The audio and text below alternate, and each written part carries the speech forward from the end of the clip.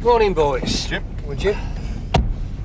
St. Bride's Road, number 17. Daniel George King. What's Mr. King done to deserve a visit from a detective in 2 uniforms? Well, he's a builder who smacked another builder in the gob. Every time I've gone round there to nick him, he's been out. So why now? Well, the pub's shut at 6 a.m. in the morning. What if he's not in? We'll have to wait. If we get a call, we won't. He's serious. It's GBH, mate. I'm always serious about GBHs. You do the nicking, we supply the muscle. If we do this properly, there's no need for any muscle. And Jimbo Carver gets his man. Look, Dave, if it was you that had to spend the next 6 months at a dentist because some yob had smacked you in the face, you would want Jimbo Carver to get his man. We have to wait. Sure, the doors are at the post office. Well, that's not the second post, is it? Sierra 1, over. Go ahead, 1. We've got suspects on the premises of the post office, High Street, Sun Hill, driving a dark blue van. Received, over. Come on, Tony! Stand by a moment, 1. Any mobile available for the post office in the High Street, Sun Hill. Suspects on premises. Go!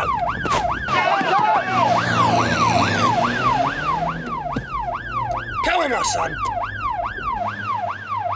I've dropped off at the post office to secure it. Received 340. All mobiles. Sierra 1 is in pursuit of a dark blue van. Yep. No index All right. number yet. Yeah, let me just find a light, yeah, mate? Suspects from the post office seem to be in the van. We're chasing the suspect vehicle. We're turning right into Love Lane, towards a memorial ground and under the railway bridge.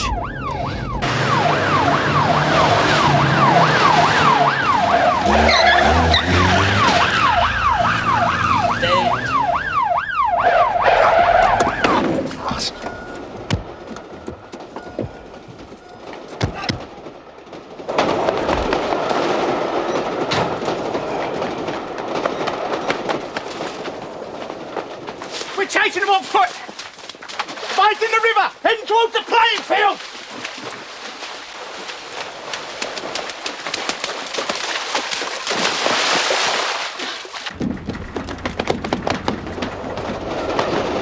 Feeling brave, copper?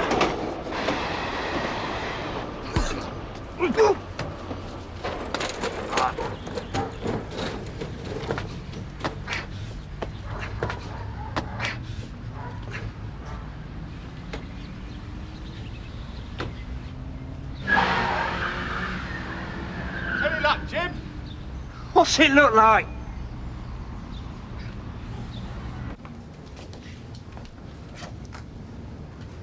Thump on the head. I think he's all right, but I left him there. Attempted robbery.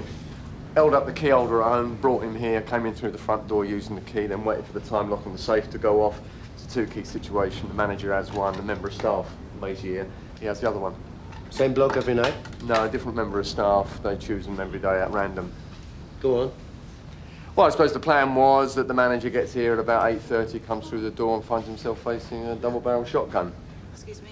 In the area, a car turns up, chases them off and scores it. Well, not all of them. It's a funny thing to do, isn't it? I mean, the manager has a key every night. The member of staff varies. But why jump the member of staff? You might get it wrong. Unless you know who the member of staff with the key is. That's right, Paul. Is this as far as they got, this room? Yeah. Right. Well, we better keep it clear for the Socko. The front door, that room, this room for fingerprints, especially this doorway. I suppose they were waiting behind this door before they belted Quinnan. Huh? Right, back a door, and that wall might be fibres. The safe as well, in case anybody touches it. Yeah, right. Right, can you tell me what happened, sir, from the beginning? Oh, 2 men came to my home. 2? Yes. They were in the house, woke me up. Did you see their faces? They wore masks and one of them had a gun. I woke up to find myself looking into his gun. Do you know how they got in? They broke a pane of glass in the back door. Did you think that anybody had been watching you? Did you get any peculiar phone calls? No calls, no. Anybody in the house with you? No. My wife had gone to her mother's for the night. She has a heart condition. So, oh, Jim, what's the address of this bloke you're going to nick? 17 St. Bride's Road. It's Daniel George King. Good. Right then, Mr. Costas, you go with this gentleman here. You can tell the rest of your story to WPC data. But I'm all right. Yes, of course you are, but you'll need a check over at the hospital.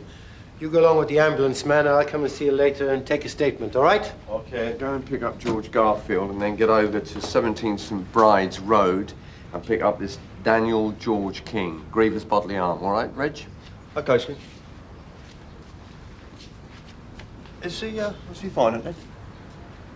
Well, I would have thought he would be. Otherwise, we wouldn't be nicking him for GBH, would we, Reg?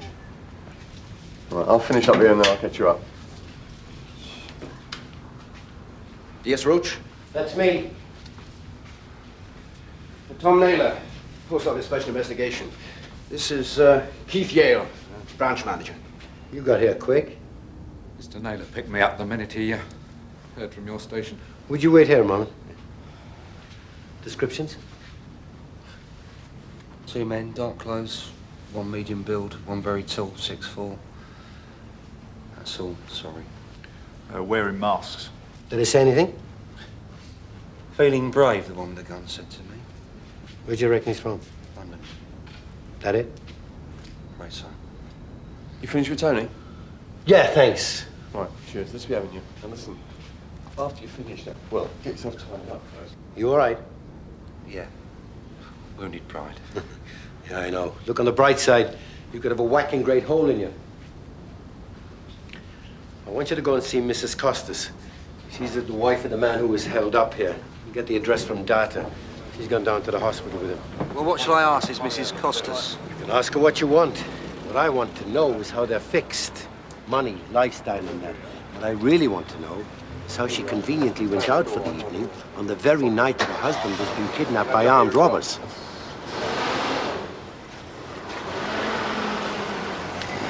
Do I look funny to you? Well, you look a bit spooked. It's natural. Well, why were those two staring at me like that? Well, you were nearly a murder victim. Go home if you like. I'll get Tosh out. No. No, I'm okay.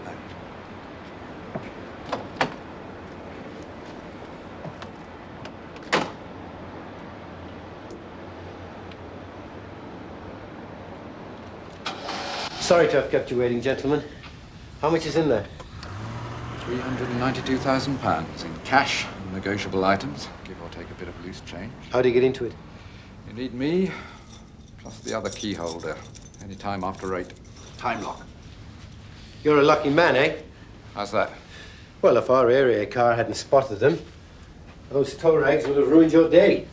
Eh? Is it always Costas? No, it changes every night. And yet they tied him up here. They knew where he lived. They caught him alone. They waited for his wife to leave the house. Bit of a coincidence, isn't it? People can get information from the inside. When is the rota made up for the key holders? It's done daily and it's random for security. So this afternoon, Costas knew that he would have the keys tonight. Who else knew? The manager who rostered him. That's you. Yes. Isn't this your desk? Yes. Right, well, will you two go down to Sunhill and Nick? I'll be down a little later. I'll take a statement. Have you got the security plans for this place? In the car. Great, I'll have my DC go over them with you.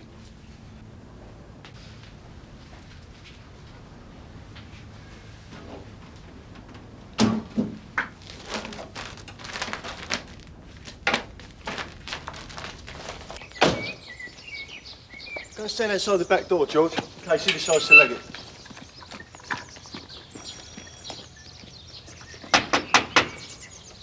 Come on, sir, open the door. It's the police. Come on, sir, open up.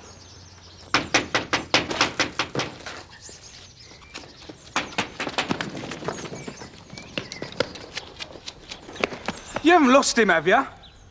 Ah. That's what we got lined up for you tomorrow, but right now, time to take a look.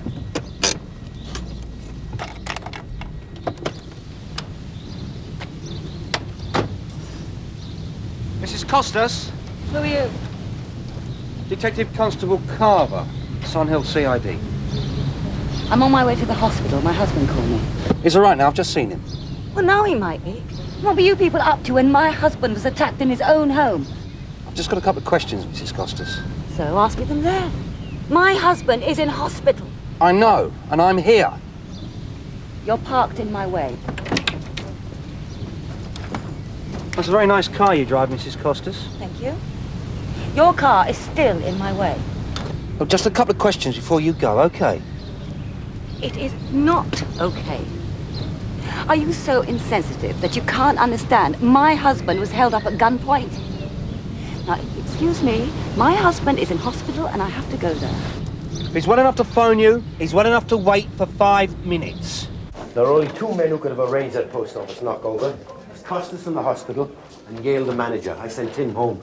Now, while they're both out of circulation, I want to see if there's anything out of the ordinary at their place of work. Money or skirt. Who are you sending? Posh lines. What happened to the GBH that Carver was sent out to Nick? Did the Hollis and Goffey go over that? They missed him. He jumped through a window. Yeah. I thought Hollis only had that effect on women. Carver, Go ahead, Carver. could you check a vehicle for me? Index number Hotel Sierra Uniform 577. Received. Stand by. My DC not seen you yet, then? Plenty of time. There's your security procedures in there? Chapter and verse. All part of the service. Cheers. Cheers. As my branch manager earned a cup of tea. I sent him home. When he had the chance to think of how close he'd come to having a shooter shoved up his nose, his bottle went. You can blame him. Decided against nicking him then. What for? He was just... Helping with inquiries. That's right. Is it normal for a post office manager to keep girly magazines in his desk? What's normal nowadays? Everyone's got secrets. What you're getting around to, DS Roach, is, do I think he did it? Well, I've never come across one that wasn't an inside job. Your manager had the opportunity. Well, they both had the opportunity. I've never come across one that was fixed by a branch manager. So according to you, it's got to be Costas the clerk. Perhaps. Well, it's got to be one or the other. Unless he told a mate innocently. That puts all the clerks there under suspicion. Oh, great. How many? 30, with reliefs and holiday staff. Well, couldn't the manager have a mate that he told? Of course, but, Go on. I'd look at the clerks. Find one that's either got too much money or too much debt. He's your man. DC Carver, over.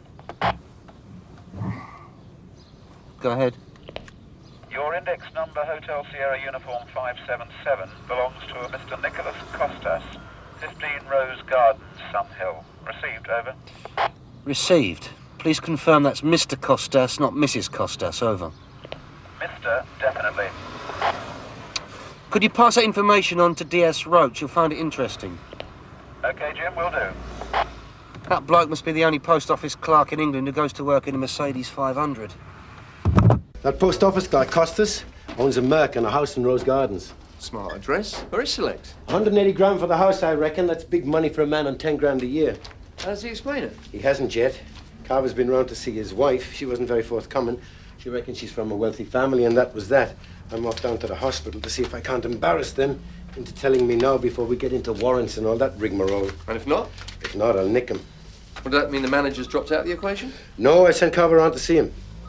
Does that mean you're playing cat and mouse with the manager? Well, I'll bring the two of them in for a couple of hours. I'll get a name. Or a writ? We don't let things like that worry us in the CID. So what can I do for you? Well, Toshland's got a negative on a search inside the post office. He's bringing round a couple of bags full of the contents of their litter bins. I wondered if you had a couple of spare pods. No. No, it's a CID job. No, I mean, you wouldn't want the uniform getting in the way, would you, Tate? Well, cheers, Bob. Tosh will have to do it himself. I better get a move on. I want to catch Costas.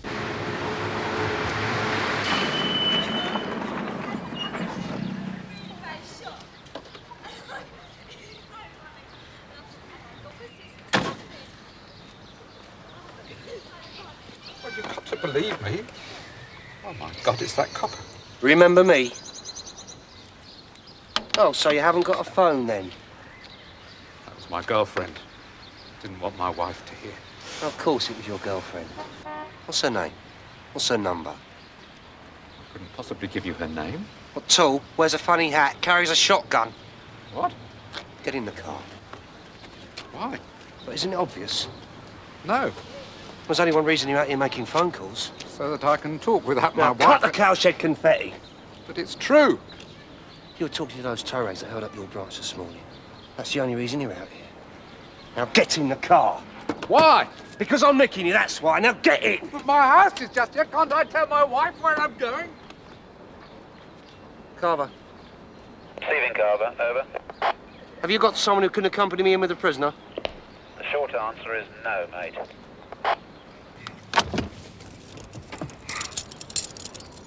What you doing? You can't do this. I told you, I was just trying to tell Do him I I might... strike you as stupid? Your mates almost blew my spine away this morning, even before I'd had breakfast. What for? Your greed, all for a few poxy £1,000. Now, one more word out of you and I'll smack you one. You got it?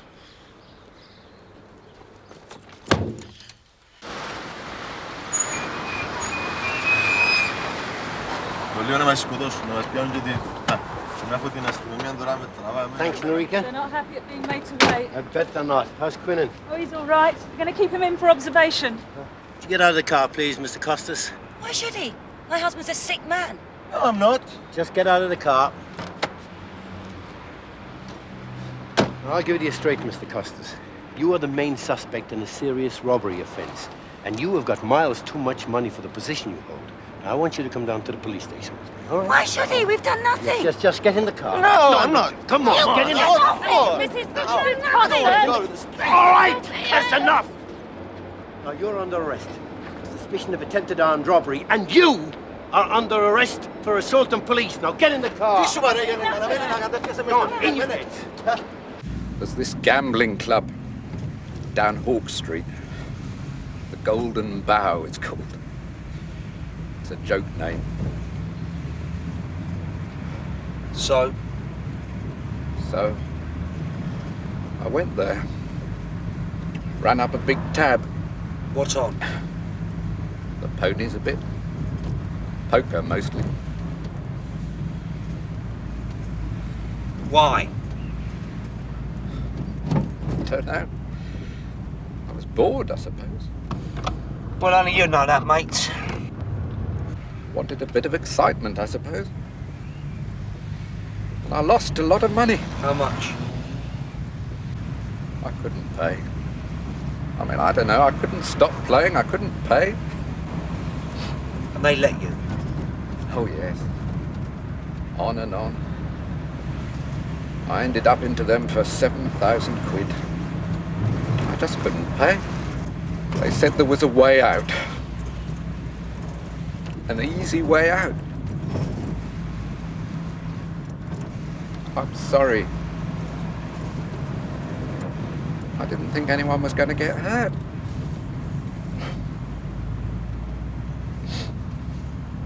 Are you saying he's coughing to the robbery? That's it, in a nutshell. Where are you? At the hospital. Can Carver expect you back soon? Yeah, about 10 minutes. Over. Sarge, It's not them. I know she just told me. They're tax evaders. The reason he works at the post office is so the Inland Revenue don't go chasing him. So what's he doing, running another business? Property. He's got places he rents out. He's been buying and selling houses since he was 18. So why the hell didn't he tell us? Oh, he's scared of the tax man. Scared of you. Scared of his bossy wife. I bet she gave him permission to tell us. Will you tell the Inland Revenue? Of course I will. I pay my taxes, don't you? Mr. Costas, Mrs. Costas, you could have saved us an awful lot of trouble. This is horrible. Well, that's what you get if you sit behind a counter for 8 hours a day. Banana skins, sweet packets, half-eaten hamburgers. Uniform should be doing this lot. Jimbo. Well done. Thanks. Do you know, he is an idiot. Two of the men in the mask are Bernard Wells and Jackie Egerton. I know them. And if that's them, Jackie's the one that shoved the gun in your guts. Well, they're drinking the Golden Bow above the grocer's in Hawk Street. Well, that scummy place has got a name, has it? Well, that's right. It's neither got a licence for gambling nor booze, but it's got a name. Now, Yale took to going there, dropped a lot of cash on cards, got onto IOUs. Stupid fool. I told you he was. He had it suggested to him that he could get himself off the hook by giving the address of his key holders at the post office to... Jackie Egerton and Bernard Wells. You guessed it. Who were the third and fourth? But he doesn't know. The plan was that Yale would come in this morning and get held up with everyone else. And because of Costa's dodgy background, we'd immediately jump for him. Not so stupid on Mr. Yale. When I nicked him, he was phoning the Golden Bow. Can you believe that? They're there? Well, they were half an hour ago. He said they sounded like they had a bit to drink. I bet they had. They're probably highly amused. Yeah, something along the lines of, did you see that copper's face? You haven't made any promises? Well, only to myself. Those slags will see this copper's face again. We'll lift them. Well, tactical firearms, all that? I'll get Ray to organise it. Well, do you think they have the guns with them in the drinking club? I doubt it. By the time PT-17 gets there, it could be all over anyway. Do you want them in? Oh, yeah. Cheers, mate. Tony, in. Here's Rich.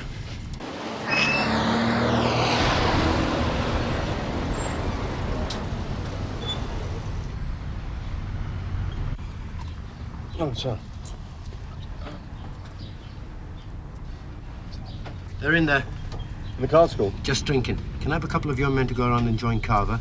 I'll wait outside the club and give you the nod. If you put a couple of your men in the shop doorways on this side of the club, whichever way they go, we've got them covered. And we just sit back and wait for PT-17 to get here. Right, Hollis, Stamp. Go round to DC Carver. You three, you go that way, but walk round the back of the block, not down Hawk Street. Right, Ted will show you the way. All right, keep well back, lads. I don't want the uniforms to be seen. The plan is to pick them up nice and quiet, one at a time. No fuss, no noise. You got it? Round you go. Yes, sir. They're coming out now. Do we go or wait? Come on. Go!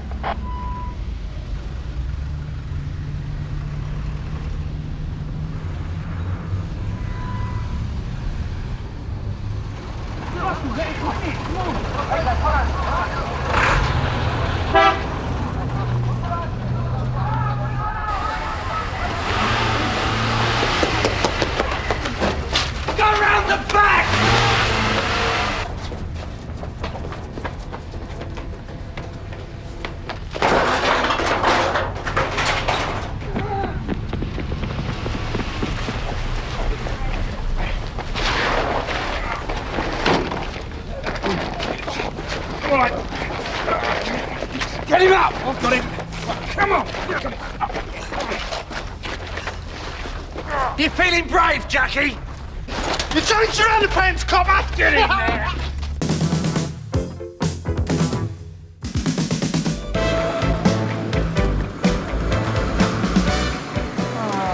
That looks like trouble.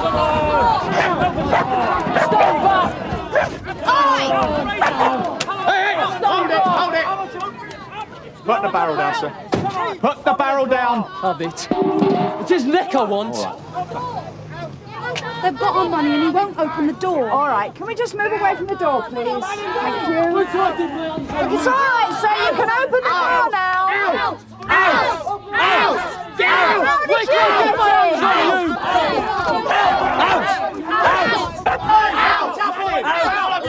What did he say? Never you mind, just stay there. I'm going in the back.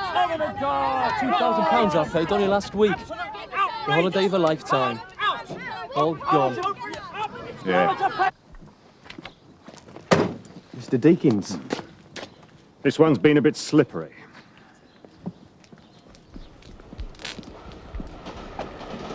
I suggest you at the back, you at the front with me.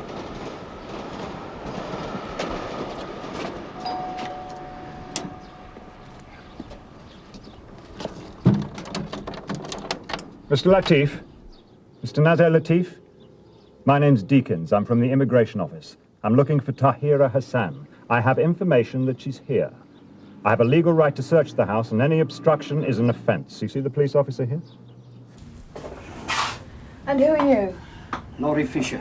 I'm the landlord. Did you do this? Yes. Landlord's rights, I suppose. Right of access, certainly. Right of reasonable access, Mr. Fisher. Not forced entry. It's them who've broken the tenancy agreement, not me. 6 months back rent they owe. This way. Someone's here because I tried to phone earlier and got an engaged tone. So what's up here? An office.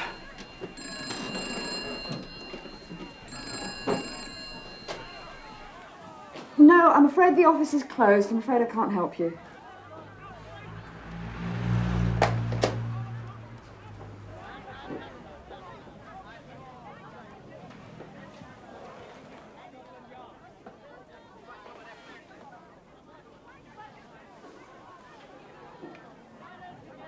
Sierra Oscar from 643 receiving, over.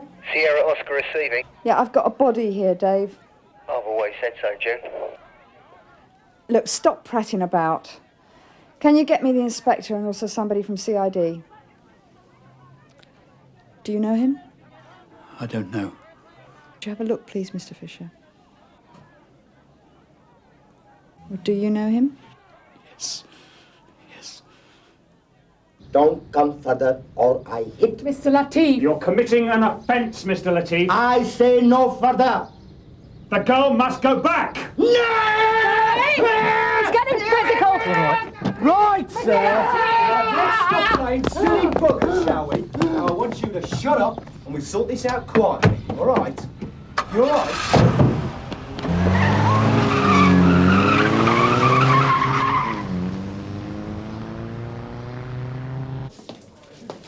Oh, possible to have a word, Sarge? A word? Yeah. A word becomes a sentence, Reg. A sentence becomes a paragraph becomes a chapter becomes a flaming great hardback book. A word, Reg. Yeah, it's about my holiday dates. I want to change them. Oh? It's change of plan. Well, change of circumstances, actually. Went to some money, have we, Reg? No, it's a girlfriend. Well, woman friend, actually. No, she's going on a cruise and wants me to join her. All expenses paid. Dates? Oh, so?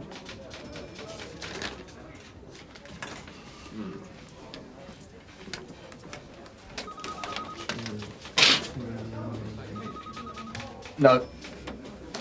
No? Sorry, Reg. Well, why, Sarge? You know the form. We have to have a minimum station strength, and we're down to the rim on those dates. Yeah, it was a cruise in the Aegean and all. One of those things, Reg. What they call a Greek tragedy. Many times they refuse to accept her birth certificate. For many years I'm trying to prove she's my daughter. Home Office Tribunal, High Court, a petition with 5,000 names on it, and still they say she cannot stay. She was allowed here on a 4-month temporary admission, Mr. Latif. That was 9 months ago.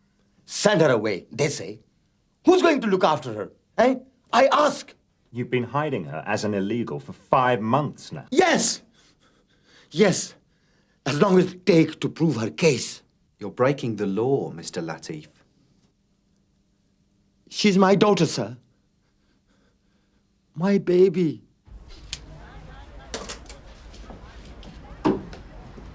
The landlord's identified him as Malcolm Dent. He runs the business with his partner, David Stevens. Where's he then? Normally here, according to the landlord. Put a call out for him. So, Well, a severe blow to the back of the head, probably what did for him. There's some bruising to the face, but it's only superficial by comparison. excuse me. Time of death? About noon. You sure about that? I can go into details about rigor mortis if you really want. Yeah, okay, so you're sure.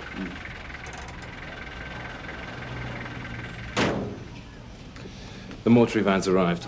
Did you contact the duty officer? Yes, sir. Good. You're done, Doctor? Yeah, I'd like to move the body now, if that's all right. Fine. So you say you injured your hand breaking in? The glass. I reached in to slip the bolt. Yeah. You done this before, Mr. Fisher? Same problem. Bad tenants. It's hardly a prime location. I take what I can. What were you going to do after you'd broken in here? Take the equipment. Thought I might as well have it as other creditors. Oh, you think they own them? Listen, I'm an honest, law-abiding citizen. Yeah. What happened when you went upstairs? The WPC. Before that? I didn't go up before she came. Well, why not? Excuse me. Yes. I mean, why not? Why not go upstairs? If you're looking for things of value, the natural place to look would be the office, wouldn't it? Listen, as soon as I came in here, I came face to face with that crowd out there. All right, keep well back now, please, ladies and gentlemen. There's no need to see. You've done the decent thing then. You back off. Has he got my tickets on him? Yeah, why don't you go inside? And you, just cool it. Just come and join me on the back. What's the matter? I've seen this kind of thing before. What's up? It's our holiday. What about it? Booked it here. So, you got the registration number, but you don't think we should give chase? Well, it's not really our shout, is it?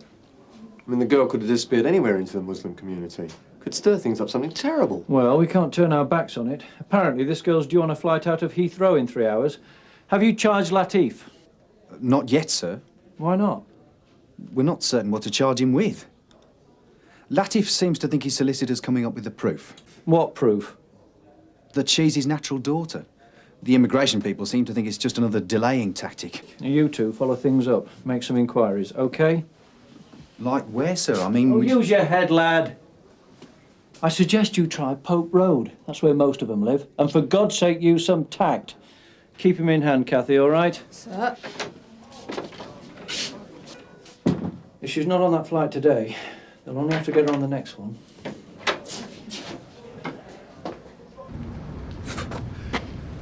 That's where most of them live. And he's talking about tact. I'm glad we're not taking him. Corfu it was. Ever been to Corfu? No. You two better stay on for a while, at least until the soccer finishes. Otherwise, that lot will begin to take up the carpet, Right. okay? God, look at that. Palm trees, blue skies. You can almost feel the sand between your toes, can't you?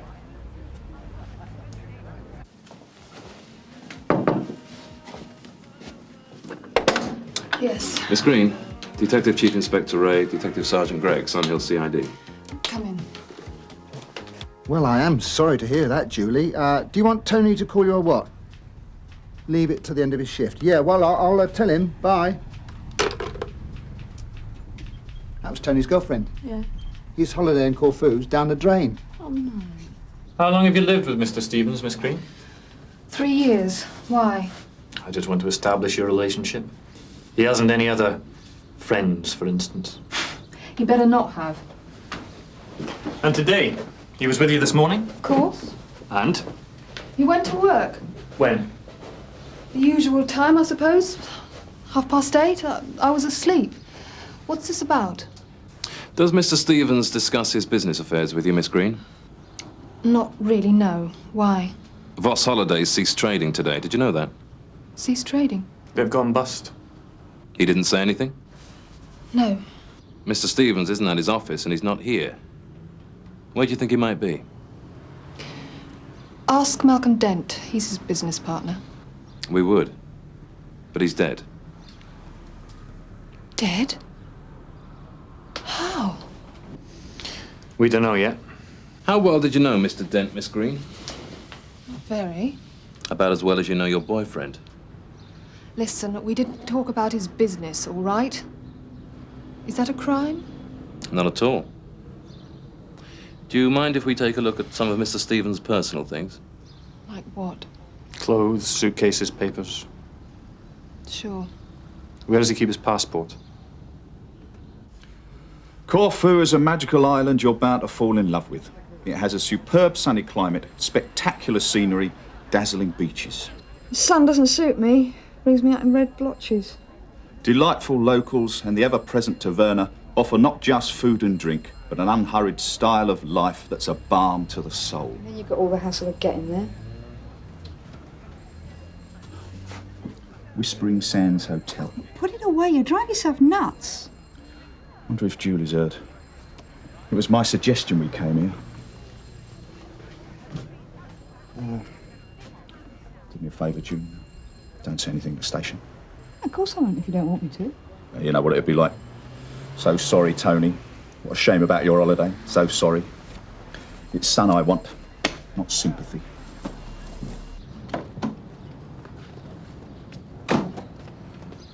Sierra Oscar from DS Gregg, receiving, over. Go ahead, Alistair.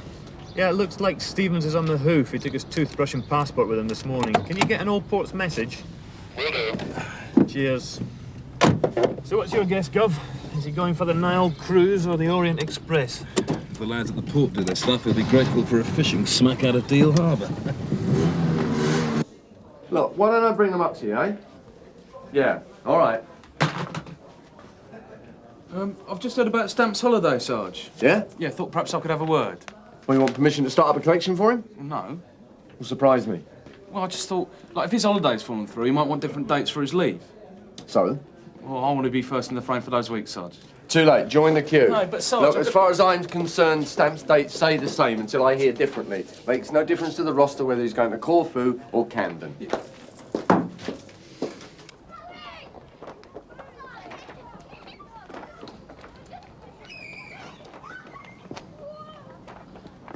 Sierra Oscar from Sierra Oscar 134. Wonder where he's gone, Stevens. You swap places? Could be a better place for doing a runner, could he? Smoke. Guadalupe, Bali.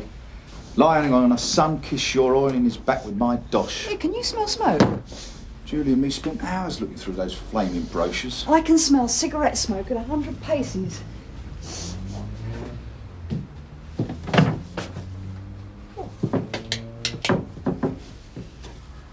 Here, Tone.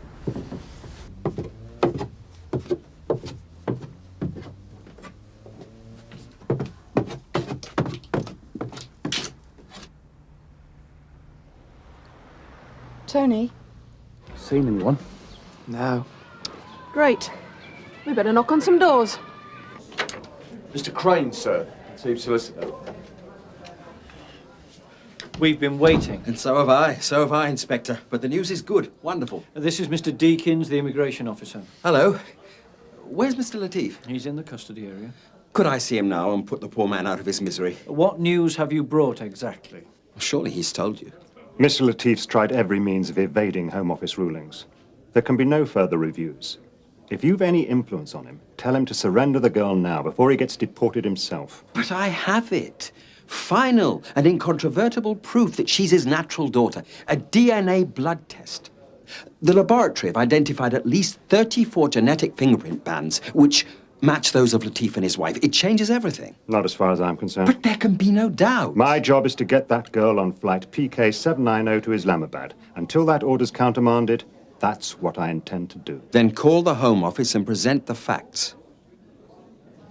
Inspector. I'm sorry, Mr. Crane. It's not our area of responsibility. Could I see Mr. Latif, please? Her name is Tahira Hassan. Yes, I know her name. Do you know where she is? Is that a yes or a no? They have taken her to the mosque. Thanks. She says she's in there. You can't take her from there. They won't let you. So you still want to proceed? Yes. And if the tests are conclusive? Other people in other places will decide on that. Excuse me. Marshall and Stringer have just called in. They think the girl's hiding in a mosque. The one on Denbridge Way. Can you get me there? Yes, of course. If you go with Sergeant Cryer, he'll get you a lift. Yeah, this way, please. Oh, Bob. Keep him here, right?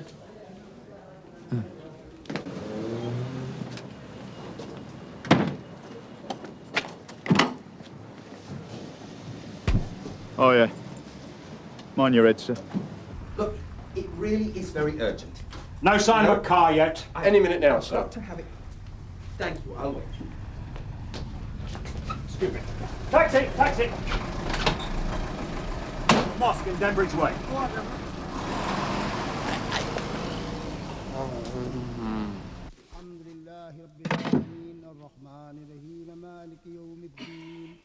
إياك نعبد وإياك نستعين اهدنا الصراط المستقيم صراط الذين أنعمت عليهم. We've been told that the girl claiming to be Mr. Latif's daughter is here. Is she here? She is here. Please ask her to come with us. She's praying. How long will she be?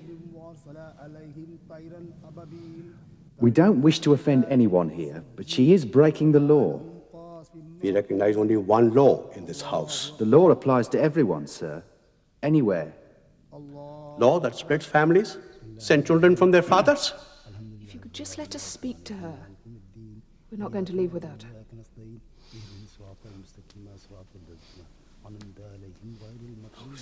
We have to let her go. Abhijit.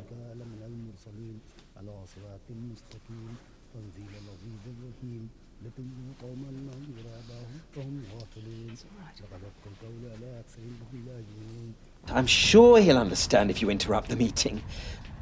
I appreciate that, but this is more important, believe me. Yes, I'll wait. Well done, June. Good result. Where's Tony? He's in the canteen, I think. Julie phoned. Heard about his holiday? Oh, just a bit.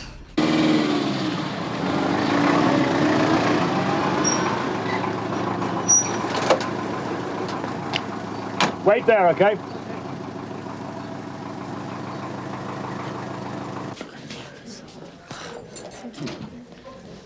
Well done. Make yourselves a cup of tea when you're finished. Sarge. On me. So, Mr. Stevens, tell me again. Where from? From where you woke up this morning. Woke up, I never went to sleep. All night worrying. I knew the news would break, I knew how it would be. People would be after you. Obvious. After all, you've been this way before, haven't you? 3, or is it 4 insolvencies now? 4. You're a menace to society, aren't you, Mr. Stevens? I'm not perfect, I've just had a lot of bad luck. Yeah? But you knew all right that they'd be after you. Would-be holidaymakers, creditors, Dent. I told you, he was as much to blame as me. He didn't see it like that, did he? Did he? No. Oh, Mr. Deacons, they're waiting for you in the custody area. Would you like to come through? Just what exactly is going on here? You've had me chasing halfway across London. I wouldn't know, sir. I don't make decisions. I just carry out orders. Have they got the girl? Oh, I think so, sir, yes. And Carr? Yes, that's right. I've confirmed with your office that it has the facts from the laboratory. Read it as well as you want to. Like that. In here.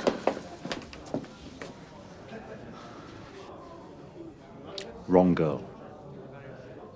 Wrong girl? That's not the woman we're meant to be deporting, Sergeant. They've given you someone else. Oh, dear. So, while Dent made the sales, you handle the accounts. Yes. And milk the proceeds. How did he react when you turned up this morning with a pressing need for a one-way ticket and some cash? He was cut up. I bet. Hysterical. So you shut him up? I told you, he came at me. I couldn't do anything else. I pushed him away and he came again. I was frightened. I thought he was going to kill me. So I hit him. Hard as I could. He fell back and hit his head on the corner of the desk. Nasty crack made me feel sick. So you knew you'd killed him? I didn't know anything. Did you check? No, I turned and ran. But as I got downstairs, I heard the sound of breaking glass at the back. At the front, the customers started to arrive. You were trapped? Oh, it's all right. They would have lynched me. Yeah. Yeah, they probably would have. And who would have complained? I see, yes, sir. No, not at all, if those are your instructions. Of course. Thank you, sir.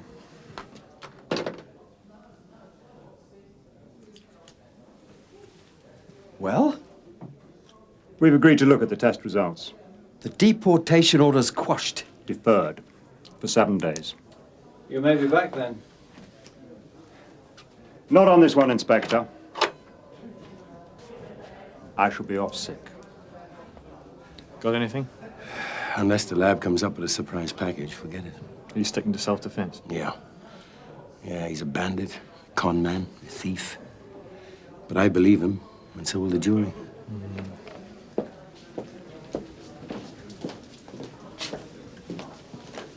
Stringer, Marshal.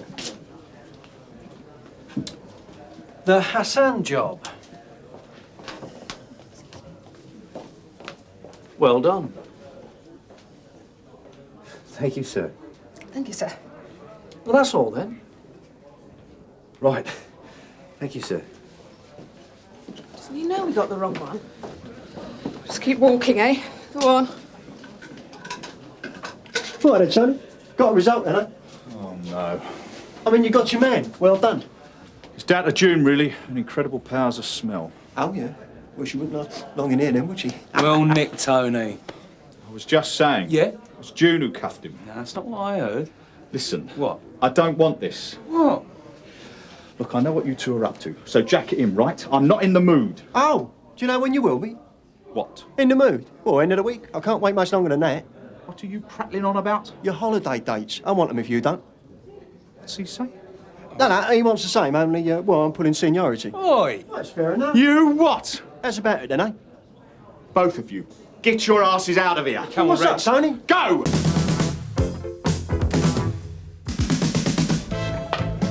Yes! Pushing your round, Daryl. You're getting overtime for this. Shh. Trousers down, son. Quack, quack, quack! Oh, dear. Oh, ace flush, what? Jimmy, son. Skill, my boy. Yeah, well, let's just make sure it's not a Paul Daniels job, eh? Be my guest. So why wasn't I recalled? They wanted Rottweilers, not Labradors. CID job, Phil. Cancel for poor attendance. All right, come on. While you're making it fast, you can spend it. Hey, where are you off? I've got to change. Ah, come on. Look, I'm 250 down already. You must speculate to accumulate. Yeah, but I'm not on overtime. Don't worry, your credit rating's good. Here, sit down. Yeah, come on, we've got half an hour yet. Right, but it's my last. Comradeship brings a lump to your throat. I thought it was more like a knife. Right. Hello, this looks promising. 10. Confident. 10. Lambs to the slaughter. You wanted life without risks. You should not have believed the posters, my son. Bottle tester. 20 blind.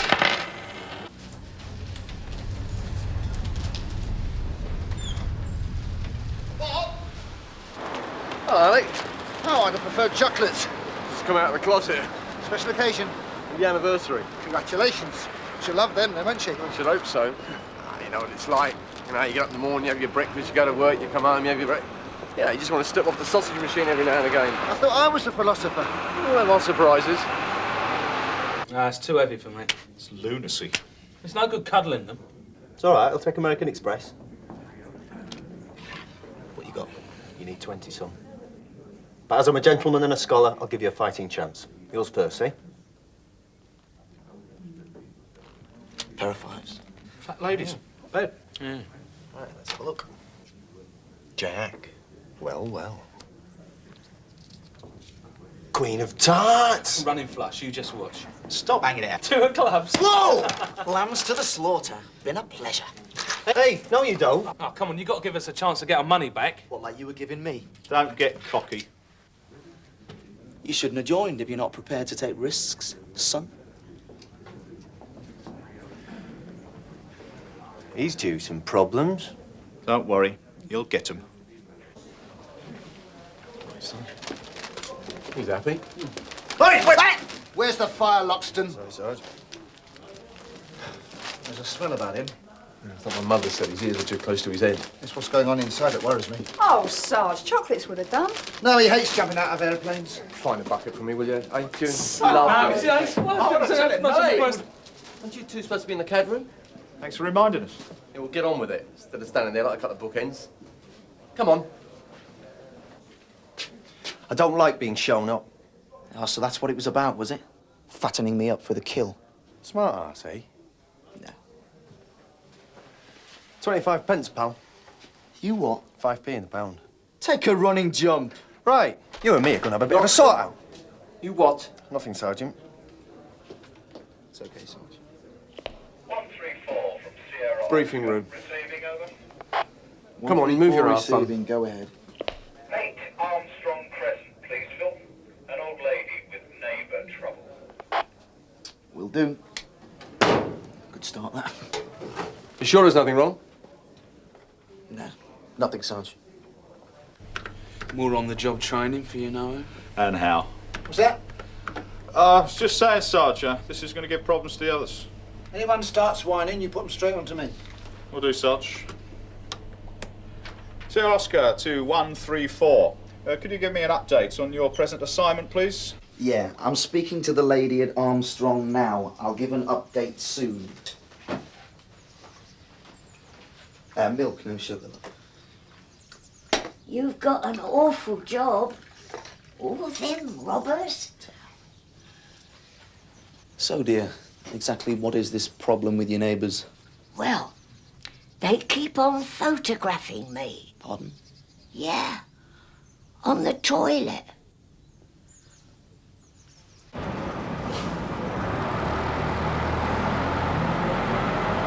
I'm very sorry, officer. Yes, but I'm just going, it's all right. Did you realise it's an offence to leave your car parked under the yellow lines? Well, yes, but, well, I've only been in the chemist for 2 minutes. They all say that, pal. Who have we got for this alarm at service video? I was keeping that. Well? It's on Phil Young's way back from the Armstrong Avenue job, Sarge. Send Loxton. But it's gone off that many times. There's a report to withdrawal response. Just do it, Tony. Yeah, but the alarm's US side. Do I have to do it? And if you don't produce your documents within 7 days, you get a blister for that as well. Sierra Oscar 363. What's your present state, please? High Street giving up grief, Tony. Well, when you've finished, I've got a complaint from a neighbour about an alarm. Service video. It's driving him bonkers. Can you deal? Pillock. Yeah. It's not high priority. Sierra Oscar to 134, receiving. Receiving, Tony. How are your neighbours? On your way then, sir. Well, I can't afford a fine. Yeah, it's L&B, isn't it? She says there's someone taking photographs and she wants me to promise we'll take action. Should have thought about that before you parked the motor, sir. Yeah, well, I think the first of all is to tell her to wait and see what develops. Very funny. Exigencies of the job, old son. Now, there's a dog accident. Thorn Tree Drive. Shops End. But that's over a mile away. Tough. What was that? Pardon, Sarge? You heard it. I didn't get the full transmission, Sarge. Did you, George? Oh, I thought it was interference. Yeah. 134 from Sergeant Peters. Go ahead, Sarge. Attend that detail forthwith without complaint. Received, Sarge. And this applies to all staff. You will adhere to radio procedures at all times. I'm not having it, all right? That was Loxton. Yeah, I guessed. Wrong rope, Alec. I'll have him. Everything comes to heel weights. So they say. Tell Young I'll pick him up on that last one. Mark his card, Bobby's there to work. Yeah. Which also applies to you two grinning apes. Afternoon, sir. 10 minutes I've been waiting. Is that a fact? Yes. Your shot, mate. But there might be someone in. Now, that would be a bonus, sir. I doubt it. You unlucky young! Straight out of the candle! Look at him, he's still alive! You take care of this, I'll get the details off the lady. You come and sit down over here for a minute, love. It was an accident! Yes, I'm sure it Broken was. his back. He's all right, all right. Have you rang for a vet? Yeah, but he won't be able to do anything. It's happened, sir. Look, can you do something? Put him out of his misery. Why don't you go and get a cup of tea? No, I'll stay here. Says here electrical fault. Mickey Mouse system, some. No point wasting police time, DIY job like this. This is disgraceful. Definitely. You got to complain to the supplier. Is this porn? It certainly is not. It's where the bunce is.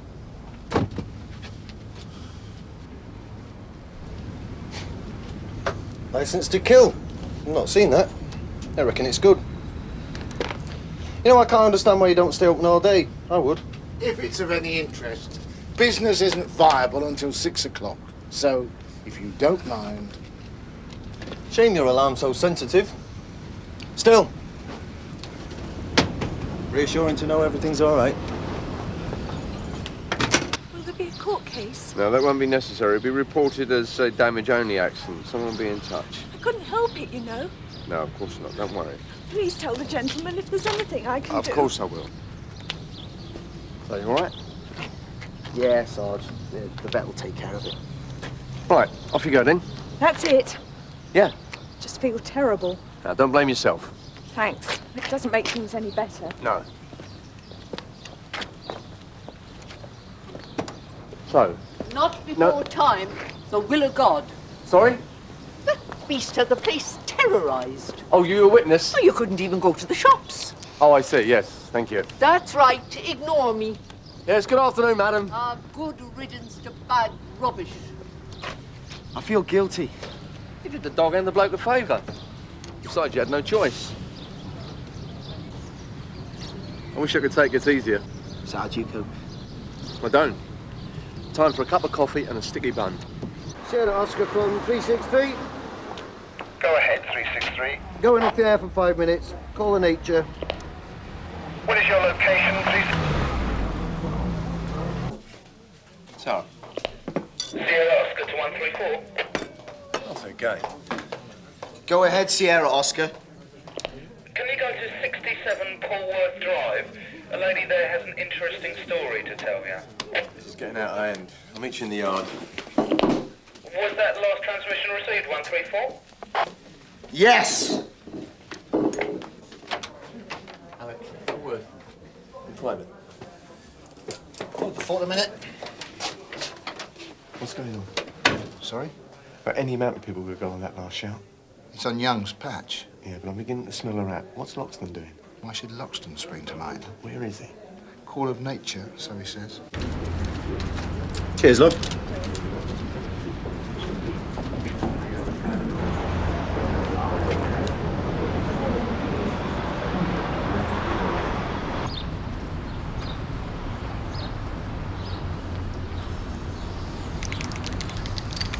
Better run, boys. I wouldn't care. He spent all yesterday doing his garden. No. Come down off there. You break your neck doing it that way. Look, get off there, you little swine. So how are we getting in, Sarge? Sorry. Look, come on. Like Look, we the men are always do. busy. That way.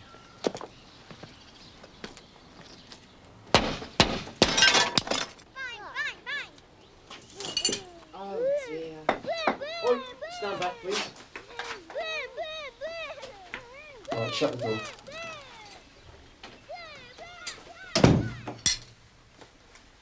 I've got his son's number. Yeah, thanks. We'll be in touch. Oh, well, your neighbourhood watch like her, and my job will be a doddle. Right.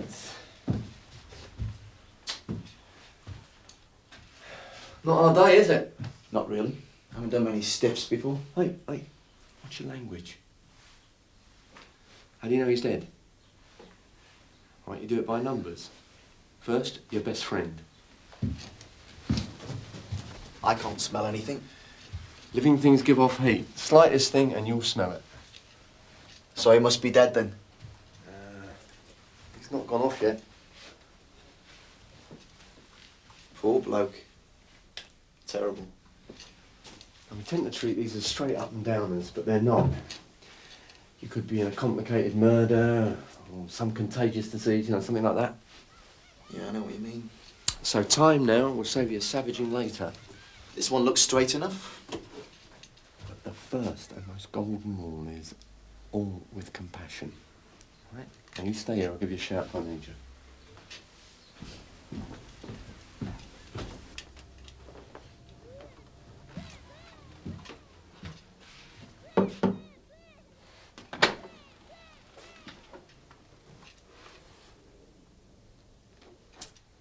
Phil? Cards! We were off duty, Sarge. You know policy on gambling. It's not against the rules, Sarge. Rules. A bit of fun. We've all done it. And you consider victimisation of a colleague a big joke? How far are you prepared to take it with a member of the public? Oh, he's got to deal with situations like that sometime, though, Sarge. Spoken from a wealth of experience. Oh, come on, Sarge. No! What you've been engineering is tantamount to discreditable conduct. I've a good mind to stick you all on. Look, we never meant it to go like this. Thought is the most important quality needed in this job. A commodity you two seem to be very short of. Road we're all travelling, Phil.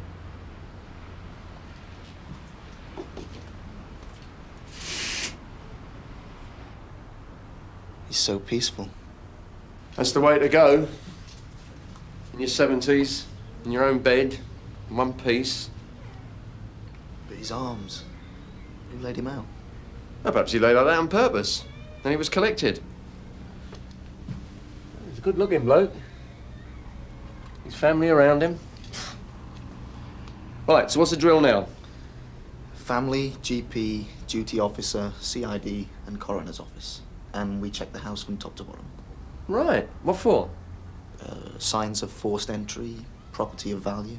Good lad. Right, you can start here. Keep him company. I'll go and see Mrs. next door, see if she's rooted out the sun. Hey, what are you doing, Mary? Some stupid fools used my bleach bucket.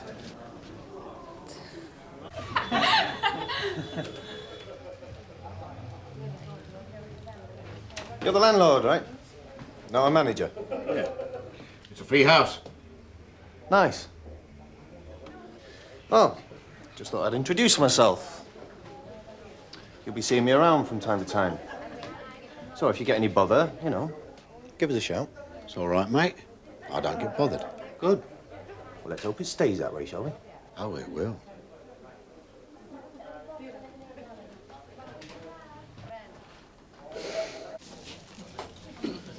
We got a problem. Halve it and you double my stress. Can you lend us a tenner? Oh. Oh, no.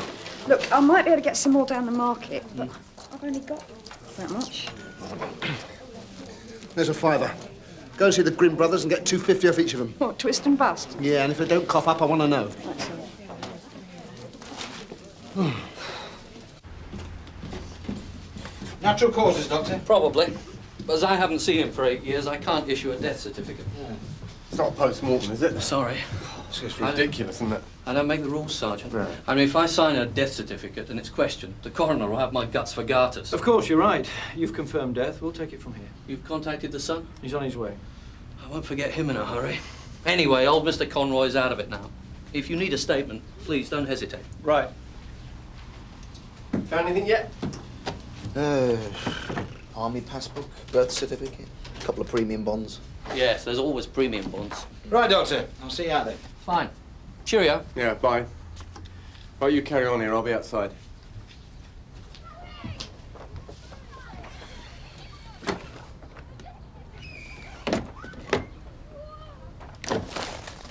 There was a time, maybe, but the temperature's changed. Perhaps for the best. Yeah, I don't know, but when you see the old fellow lying there and you know what's going to be done to him. Goodbye. Yeah, cheers.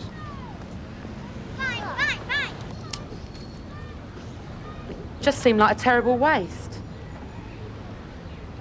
Sarge! Sarge! What? Oh, sweetheart. Oh, you're not serious. Sorry, darling. It must be everyone's birthday or something. Anyway, what do you want to buy in flowers for? Oh, it's a long story. I'll tell you what, why don't you try the Greek bloke in the old fruit and veg stall? Well, that one there? Yeah, Christos, he'll do you some. All right. Just be a bit patient with him, you know what I mean? Christos, thanks a lot. Ta-ra, love. Right. Thank you. Yanni, fare bisogna, fare pagare sexo. Yes? There must be well over £1,000 here. It's stupid. Not much use to him now, is it? Haven't seen one of those in years. Yeah, but why live like this and money tucked away doing nothing? Keep you back. That's why old boys like this are at risk. They normally stuff it in the mattress. Anyway, you better start counting it. Looks as if I'm just in time, eh?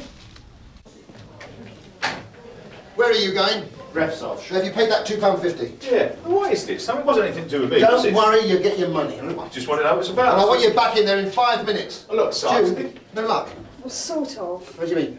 Look, Sarge, I really haven't got time for this. I'm supposed to be preparing for a court case. Instead, I spend half my time giving a bloke some sob story about Bob Cryer's wife. And all because the flowers were dumped on me in the first place. Yeah, but is he going to do them? Yes, he's sending them round. But... Terrific. Sarge... Owe you one. I don't think you understand. First, major damage to the door, and then you pin it, large as life. If you would like to calm down, Mr. Conroy, there's a perfect explanation. You hear about allow- ham-fisted cops, but you never expected to be so blatant. Sir? I have some bad news. Your father has died. Well, yeah. But so what? I mean, does it give you the right to damage property? We had to get in. Have you found the will? No, not yet. Well, he has made one, and it will be me who puts in the compensation claim. I'm going to put this down for motion. Do you want to see him? Sorry? The officer is asking if you would like to pay your respects. No, no need for that. But I'd like to be here when you count the cash. Oh, by the way, I think you'll find there's more of it in the kitchen. Hello? It's me. Yeah. Make sure Mr. Conroy No, I want checks my his father's. father's cash and then get a signature. Book a table at the So we can Queen's get for some tonight. fresh air. Yeah, good news.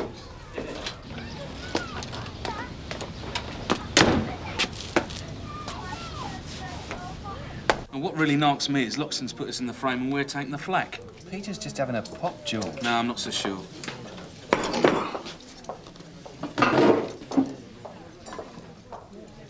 What's the matter?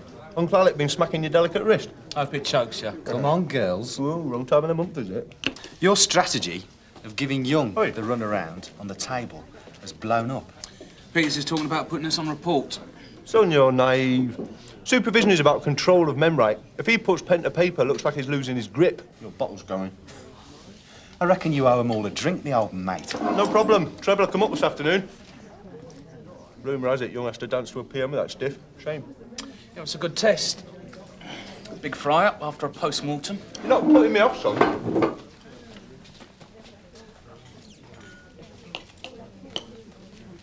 What are you doing here? Do reps. I called you in for duties, not to fill your face.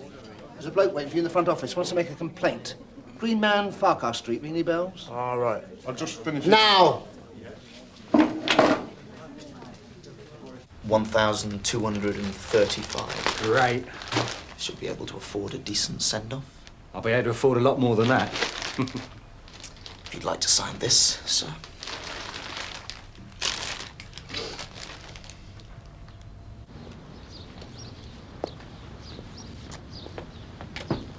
Look at that, eh? Not a weed in sight. It's taking years. And he's going to make a hard standing. Space for 6 cars here, he reckons, if he converts it into flats. So much for compassion, eh, Sarge? Did you get a signature for the money? Yeah, he's happy as Larry. All right. I'm not going down to identify the body. You can do that. No, it's my wedding anniversary. I don't need it. Anyway, it'll be a good experience for you. But listen, before I go, a question. Were you playing cards with Loxons and the other before you came on duty? Sarge? Just answer the question. I'm not having a go at you. Yeah. Well, don't ever play cards on my relief. Especially for money. It's divisive. Yeah, I can see that. Perhaps you've learnt a lesson. Oh, I have, yeah. Don't win. You can give it a rest. I've got nothing but grief from you guys as it is. Honestly, mate, it was a misunderstanding. Nothing could have been further from my mind. Let's just call it quits there, shall we? Try it again, and it's official. Esquire. Sergeant Cryer? Oh. Terrific. Excuse me, Sarge. Ah, just the man I want. Come in, shut that door. There's a bloke on the front desk, Sarge. No, not until you're spoken to. And by the time I finish with you, Loxton, you're going to wish you could fly away. What have I done? Gambling for a start, it's not on. It wasn't just me, I'm on Sarge. to you, Loxton. And I'll tell you this. You step out of line once, just once, and I'm going to have the skin off your back. That's a threat. That's right. It's a copper-bottom promise. You think I don't know what goes on? You take the mickey out of anyone here, and I'm going to take it out of you, right? All the dirty jobs, no courses. You can spend the rest of your service on your feet for all I'm cared. I'm telling you, Loxton, I can take you apart if I want to. And just remember that. Yes, Sarge. Right, what was it? Bloke on the front desk, Sarge. Right. What did you say to him? Well, I said his flowers had died and his wife was upset. He was very sympathetic. Too right. Right, what's the problem? Oh, look, Sarge, I'm sorry about the flowers, but we've done something about it. It's not ideal, but it's the best I could come up with.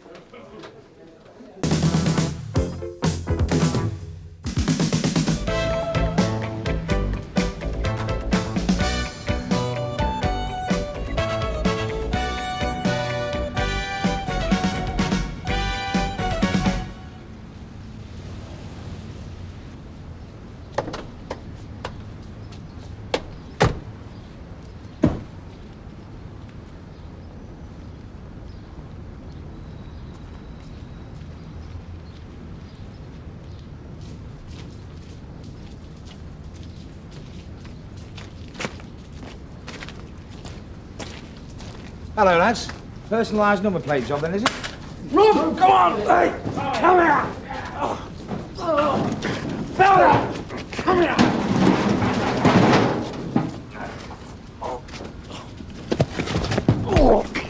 Come on, get up! Robert, what are you doing here? Oh, hello, Mr. Lawrence. I was just passing to see if you required any assistance. Good job I did, eh? So, he actually turned up to watch then, did he? Yeah, can you believe it? I can believe anything of Robbo Robbins. You know, I really thought we'd seen the last of him. Can I help you, sir? Yeah, I'd like to talk to Detective Constable Lyons, please. Can I say what about? If you just tell him it's Robbo. Hey, Robbo! Oh, hello, Sarge. What, you're living down in Hastings these days? Oh, I was. Hello, Mike. Was it a flying visit? No, I moved back a couple of months ago. Really? Sorry, I'm afraid he's still out at lunch. Oh, no prizes for guessing where I'll find him at this time of day, eh? I'll be seeing you then, Sarge. Yeah, I look forward to it. Oh, but here. It's a nice class of girl you're getting here these days. Do you know him then, Sarge? Used to be a special. What, one of ours? Before your time. What did he want? Tosh lines. No, I think you're quite right. Oh, I don't believe it. Now, how did I know I'd find you in here then, eh, Mr. Lawrence? Elementary, I would have thought, Robbo, for a bloke like you. Oh, by the way, many thanks for the tip-off. It was a nice one, that. Oh, that's just part of the service. Oh, here, it wasn't broken, was it, the kid's hooter? Oh, very. In fact, in 2 places. Only 2? I must be losing my touch. How's you gone to those blokes anyway? How? By keeping my eyes and ears open, that's how, which is what a lot more people should be doing these days. Good God. Who the hell let you in here, Robbo? Oh, hello, Mr. Burnside. I thought you were dead. Must be just wishful thinking. So, what brings you scuttling back? I'd have thought it was just your dab, Hastings. All those rows and rows of oily female bodies lying there topless. Evil you are, Mr. Burnside, always were. Right then, what's everybody having it? Not for me, thanks. I've got to get back. Yeah, nor me, Robbo. I'm due in court 5 minutes since. And by the sound of things, I'm going to be there till midnight, so I won't be seeing you till tomorrow at the earliest, Tosh. Right, but I'm sure Tosh will have one with you. He owes you one, doesn't he, after that nice little result you got him this morning? Take your time, nothing spoiling. Cheers, Gov. See you, Robbo. Yeah, soon, I hope, yeah. Now, that's what I call a couple of Mr. Lines, is Mr. Burnside. You reckon, do you? There should be a few more about like him. He speaks well of you, too. Really? Oh, yeah. I still think Robbo should have been nicked over that peeping Tom business, Gov. Yeah, well, no one wanted a scandal. It was thought easier at the time for someone to have a quiet word. Suggests that perhaps early retirement might be in order. So how did he come to be Tosh Line's own private snout then? Because when Robbo was a special, Tosh, being Tosh, made the fatal mistake of listening to him once. Which is why, now he's back, he's adopted him again. So what brought you back then? Only I can remember you telling me that the only way anybody was going to get you out of that bungalow was in a box. Well, as it happened, it wasn't me that ended up in the box, Mr. Lyons. I'm sorry? Oh, you didn't hear about my Nora then? No, I didn't. A couple of months back. What, while you were still down there? That's why I came back. Seaside's no place to be, Mr. Earl. Not when you're on your own. No, I suppose not. I'm sorry about that, Robbo. She was all right, was all right. Yeah, she was quite a lady, yes. Mind you, she'd have to be to put up with me all those years. Well, that's certainly true, yeah. Yeah, it's called a spade, did Nora. Yeah. Just a figure of my wit with all her nagging. Then don't they all? Yeah. Right, it's a funny thing that, you know. That's something I wouldn't have thought I would miss. Her going on about things. You know, sometimes, when the house is so quiet, you can hear the clocks ticking.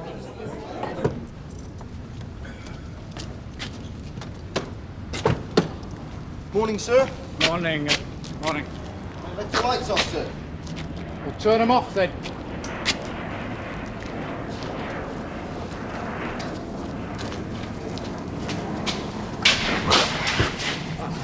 Get it out. Morning, sir. Sorry about that. It's all right, Alec. It's a fair comment on the day so far. Not bad.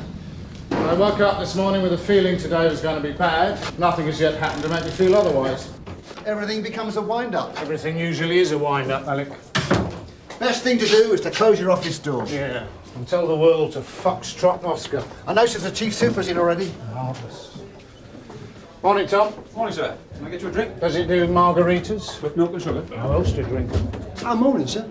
I've left a notice on your desk about the Federation Charity Fund, and I thought you might be interested. I'm flattered, Hollis. Good morning, sir. It is. Mr. Brownlow is looking for you. Ah, Derek. I thought I heard you coming. I've just had Area on the phone. They want us to supply a 1, 2 and a 20 for a demo on Sunday. Well, it shouldn't be a problem. I'll get the duty sergeant onto it. Well, he's on his annual leave. That's why I'm passing it on to you. Well, what about his deputy?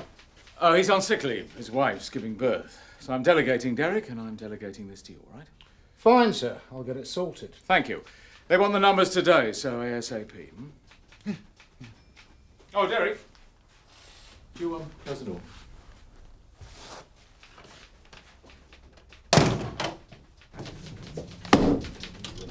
Morning. Who do I see about making a complaint? What kind of complaint, sir? A complaint, Sergeant, against the officer who broke my son's nose yesterday. Well, if you'd like to sit down, I'll attend to it for you. I'm off for breakfast, Sarge. Fine. While you're at it, will you see if Tosh Lines is about yet? Right, Sarge. Can I help you, madam? I hope so. So what does he want then? It wasn't me who broke his son's nose. Well, from what I could see, Tosh, your head on a platter would do for starters. Oh, great. Can you believe this? There's an old Chinese proverb, Tosh. He who takes in stray dog mustn't be surprised if he ends up with wet trouser leg. Telephone call for you, Tosh. Your mate Robbo. How many years would it get if I killed him? Could you describe this bloke then, Sarge? Yeah, medium height, ordinary looking, definitely not young. Oh, cuts it down a bit. Look, it was 1 o'clock in the morning, all right? You just get out there and start having a sniff round, all right? Right, Sarge. We can do the 1, 2 and 20, sir, but it does mean cancelling leave with less than 8. Whose decision is that? Well, mine, sir. Look, do you mind walking and talking? I mean, I've got a briefing at the yard and I'm late already. I've looked at the figures. It is a Sunday, and cancelling is the only way it can be done. I'm afraid we can't afford that solution. Have you thought about taking the relief down to a minimum? That's always risky, sir, and even paring down to rock bottom. We can't get 20 together without cancelling leave. What about volunteers? If the budget won't allow it, you'll have to tell area we can't supply. I don't like to be negative, Derek. We should oblige if we can. Have another look at the possibilities. Fine, sir, fine. All right, Derek, thank you. Do you think this is the one? Yeah, I think so.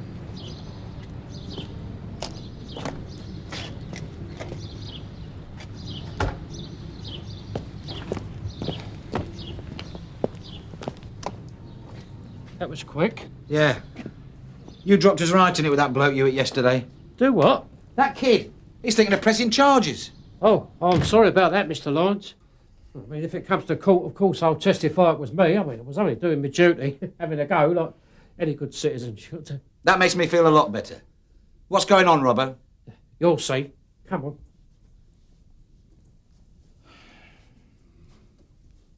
Careful, Molly, don't see you out the window. There he is. Been there since 8:30 this morning. Look, Robbo, I thought you said some sort of break-in was in progress. Well, he's going to be, just as soon as Mr. Gray leaves for work. Who the hell's Mr. Gray? Bloke who lives next door. He's got a little shop round the corner. Right little gold mine, I can tell you. So what makes you so sure that he's going to turn over next door? Of course, I've been watching, haven't I? He's definitely got the place under surveillance. You can tell all this, can you, Robert? I mean, at this distance? I can with these. What time you got, Jim? 25 to. And what time's this Mr. Gray leave for work? About 1:45, usually. Right then. 10 minutes and we're off. Shall I put the kettle on then? How much longer are we going to be kept waiting here? I'm sorry about this, sir. We're still having trouble locating the officer in charge of the case. Watch my lips, Sergeant. It's not the officer in charge of the case I want to speak to.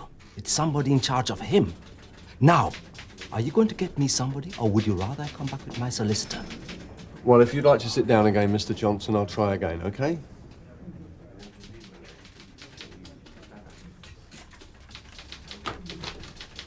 Ah, Andrew, just the man. Look, I'm afraid I'm going to have to cut your relief down to 1 pounder on Sunday. Oh, yeah, so what is that? Area want us to supply 2 cereals for a demonstration. And how many are you looking for from me? 7.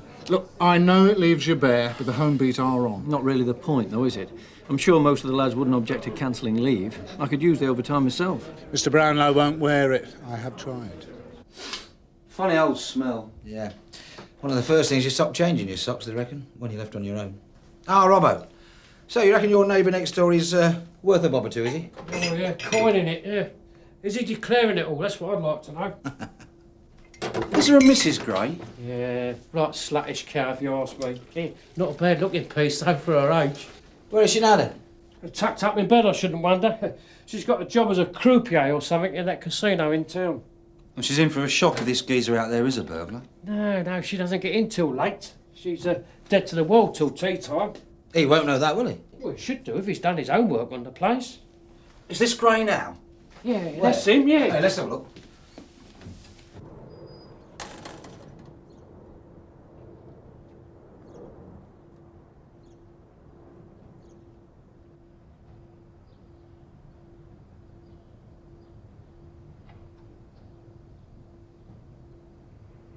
Hey, oh, what did I tell you, eh? Hey, come on.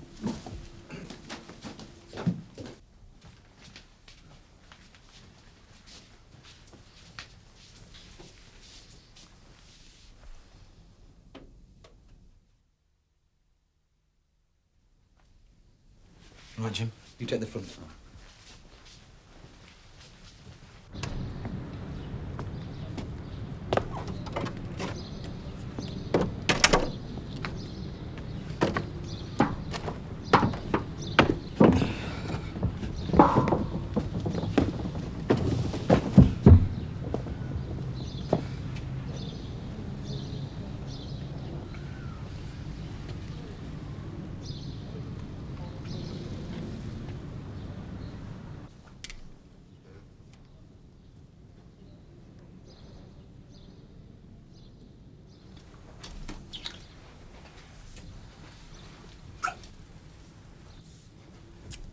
Who the hell are you?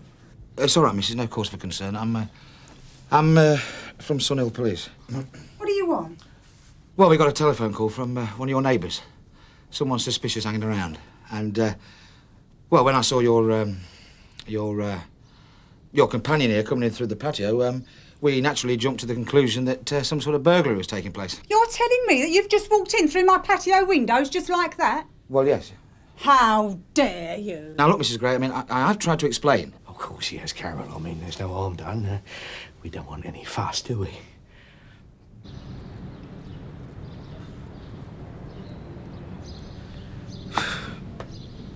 You great pillock.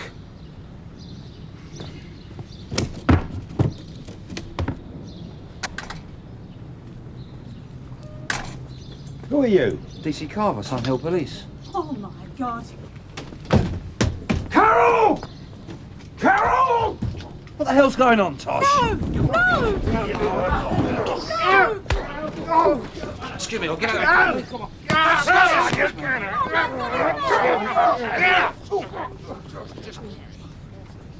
Oh, my God.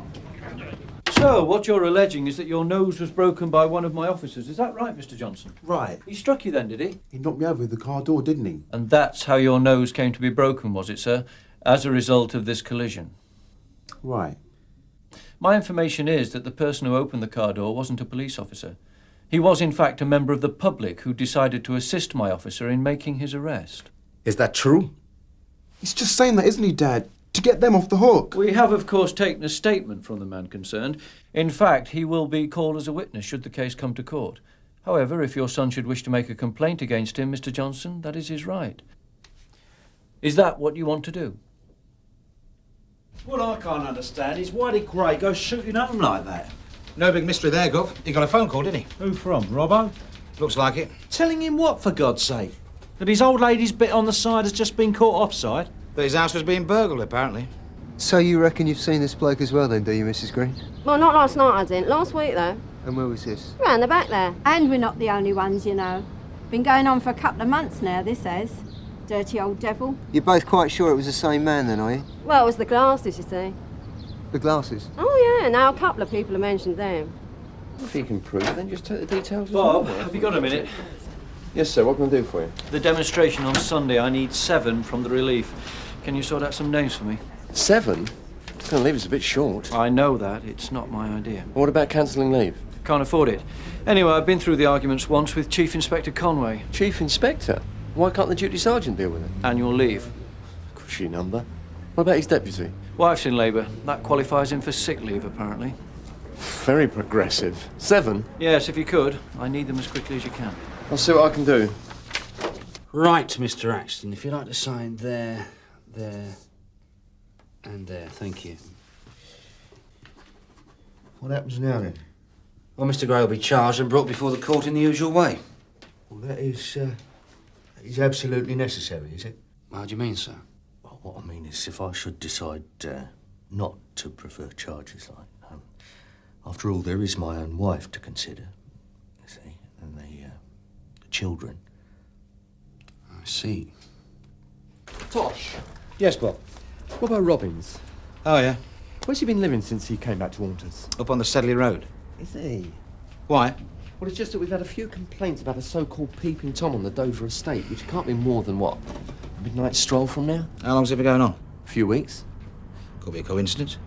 If it wasn't for the glasses. What glasses? Field glasses that he's been seen with slung around his neck. And if my memory serves me right, wasn't that Robbo's M.O. when he was in the frame a few years ago? It was, yeah. And I know for a fact that he's got a pair. I saw them this morning. He uses them for his neighbourhood watch activities. Tosh, Yeah? there's a Mrs. Gray at the desk asking for you. I'll be right with her. I'm going to do some checking on Mr. Robbins. Keep me posted, eh? Yeah. I've just got to see this woman. Axton doesn't want to press charges. Surprise, surprise. What's happening to my husband? Well, in view of the fact that Mr. Axton doesn't want to press charges, we simply either let him go or wait till he's cooled off a bit. So what are you going to do? Well, hey, look, take a seat. Is he likely to be violent, your husband? You saw him, love. How would you put it? Now, what I'm saying is he likely to take it out on you if we let him go? Wouldn't be the first time. So, if we were to keep him in a while, that would at least give us the chance to arrange some alternative accommodation. What, one of those refuges you mean for battered wives? Yeah, that'd be the day. What will you do then? What I usually do, go to my mother's for a few days. He'll come round, he always has before. Right then, Tell me something. if I can. It was him next door who called you lot in, wasn't it? Was it? Hope you realise you've been used. Used? By him to get his own back. To get his own back on who? Me, of course, for sending him packing last week. What happened last week? Nothing happened. That's what's upset him. Look, he tried it on, right? What, Mr. Robbins? Well, I burst out laughing. Couldn't help it. Sorry I did, though. I could see he was livid. Look, I can understand him getting a bit frisky, especially since his wife's walked out on him. But him and me, my God, it's pathetic. What do you mean, since his wife walked out? Look, I'm assuming that's what happened. I mean, she was here with him the first week they moved in. Then all of a sudden, she wasn't anymore. When did you last see her? Well, I've just said a few weeks back. Why? Yes, I'm just curious. Anyway, listen, I'll have a word with the custody sergeant. See if we can keep him for a few more hours, eh? Yeah, thanks. Pleasure. Ta-ra. Robbo Robbins. I'm listening. I've been on to Barton Street to see if I've had any reports. And? I've had one from Queen's Avenue and another one from the Ferrymead estate. It's a bit far afield, isn't it? Well, last time we had complaints as far away as the Sandhurst Road. Yeah? Anyone else? No, nothing from Stafford Road. Who you got on 3-beat at the moment? Garfield, why? I just wanted to check something for me. What? When Robbo's missus last collected her pension. Nora? I thought she died months ago down in Hastings. So did I. But she certainly used to collect her pension here. She's a nice little woman. We always had a word. And when was the last time? Can you check? No, I don't have to. I can remember. It must be, what? Oh, a couple of weeks ago now. In fact, I remember saying to my husband, I wonder if she's poorly or something. Yeah, all right. Thanks a lot, love. Cheers. Sierra Oscar from 218 receiving, over. Go ahead, 218. Yeah, could I speak to Tosh Lyons, please? Yeah, that's the one you want. Thanks, Sarge. What happened with Garfield? What? No, come round. Right, leave for a sign across the bottom, yeah? I said... Oh, give us the keys. I'll get the car. Cheers. I said, what happened with Garfield? Oh, she's been collecting a pension. Well, she wasn't until a couple of weeks ago. We're just going round there now for a chat. Robbo's got a lot to explain. He had a lot to explain first time he was questioned about it. Well, no one wants to wash their dirty linen in public. That's what Burnside said. I don't agree with him either. Oh, well, when you're commissioner, it'll all be different, Jim. Closing ranks, keep it in their family. Do you think that's right? What I think doesn't matter. Well, it does if it makes a difference who gets put away and who doesn't. All right, I'll keep it in mind, Jim. I'll keep it in mind. Now, you're wanted. Yeah. Where is she, Robbo? I told you, 6 feet under down in Hastings. Which cemetery? That big one, I can't remember the name of it. You can't remember where your own wife is buried? I could have done if you hadn't have asked me. I'm like that sometimes. My memory goes a blank. Look, if you give us a minute, I'll remember it. Robbo, until a month ago, your wife was still collecting her pension from the Supt post office just down the road. No. Yes! We've checked with the DHSS, Mr. Robbins. Must be a mistake on the computers. I never did like them computers. Has she left you? Is that what it is? And you're getting lonely in the evenings? Where you going? To have a look around, all right? You got a warrant, have you?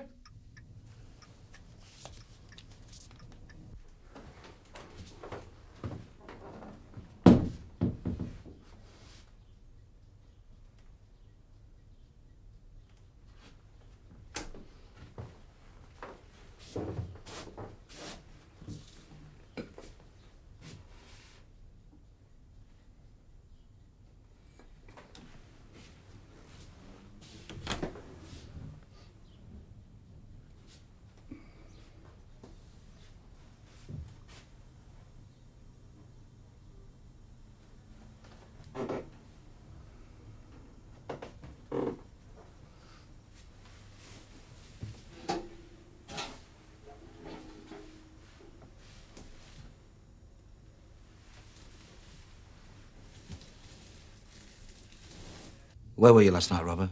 Oh, I was watching the telly until quite late. I couldn't sleep. I had trouble sleeping. You were up on the estate, weren't you? The estate? Yeah, we got witnesses this time, Robbo. You were seen. She's upstairs, Tosh. I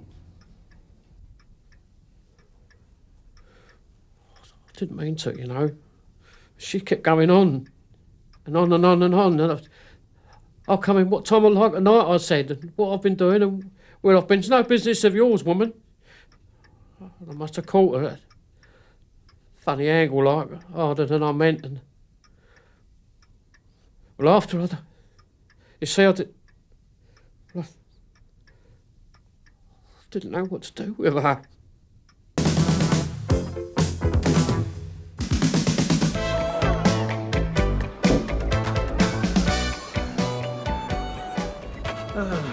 Oh, well, not to worry. Thanks very much. 10,000 quid's worth of CD players, 6,000 quid's worth of pocket tape recorders, 3,000 quid's worth of food mixers, all off-roaded in broad daylight, and nobody saw a damn thing? No. Maybe they thought it was a car boot sale. Are you sure? Stock those arrived, Ted. Oh, that's very nice of them. Morning, Reg. How's tricks, all right? Oh, not too shabby, you can't very much. Here, what size are you? Sorry, Reg, that's classified info, mate. Get away. Don't ask him the time of day, Reg. That's classified as well. Now, come on, Dolly. Yeah, when are you not going to do something about those jippos under the flyover? Just as soon as the council sort themselves out, we're moving, Dolly. Oh, yes. The day that bunch of Wallis sort themselves out is the day they open a Conservative club in the middle of Red Square. Yeah, and with all this Paris strike and the Glad's finger going on, you can never tell, Dolly. That's a load of old rubbish, Reg. You mark my words. Those Russians aren't to be trusted. Thank you, Marion. OK, gentlemen, anything else before we move on?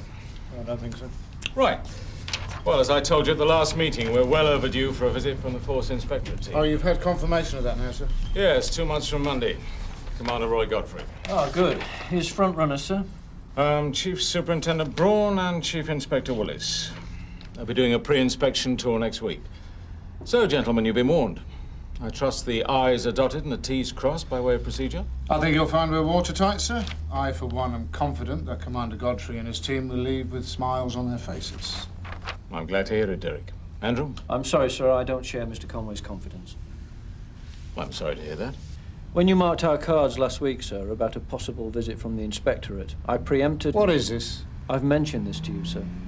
It's a report I've compiled over the last week highlighting areas where, in my opinion, we are not operating according to the laid-down procedure. And you've put all this down on paper? There are only 3 copies, all of which are in this room. Well, at least I can be thankful for that.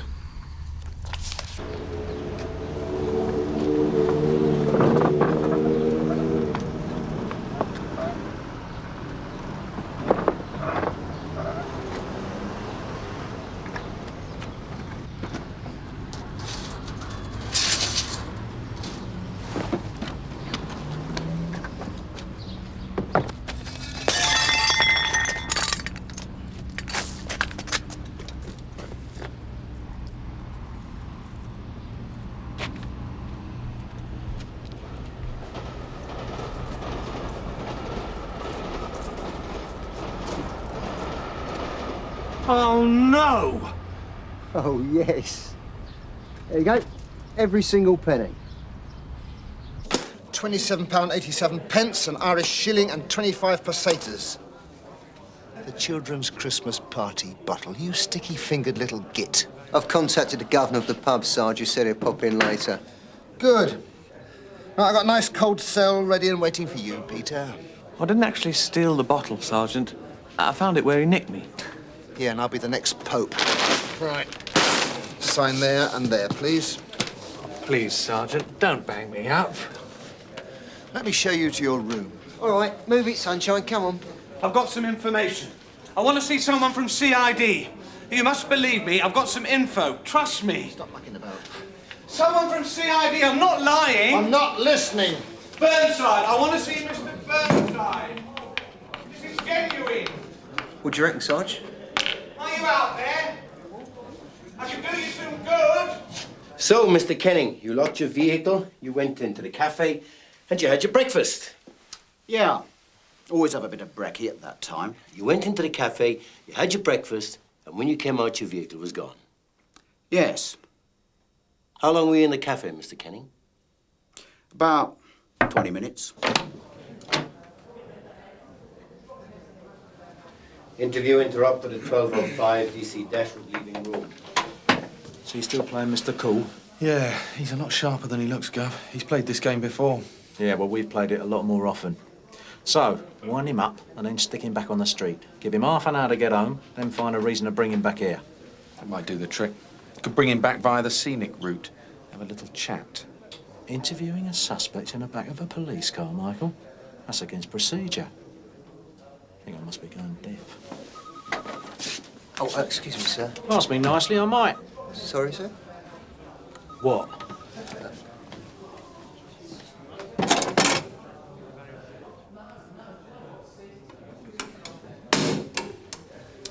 Peter the Ponce.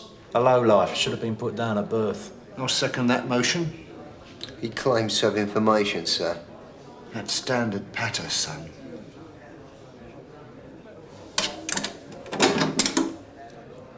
You want to tell me something? Derek, it's never a question of scoring points with Andrew. He's not that kind of animal. It's a matter of professional courtesy. I would like to have had the chance to read and discuss his findings first. There just wasn't time. And whatever you may think of his report, it does highlight one or two procedural problems at this station. With all due respect, sir, there are bound to be one or two minor problems regarding procedure. We're constantly being subjected to rule and procedural changes almost on a daily basis. If you're winding me up, I'll come looking for you.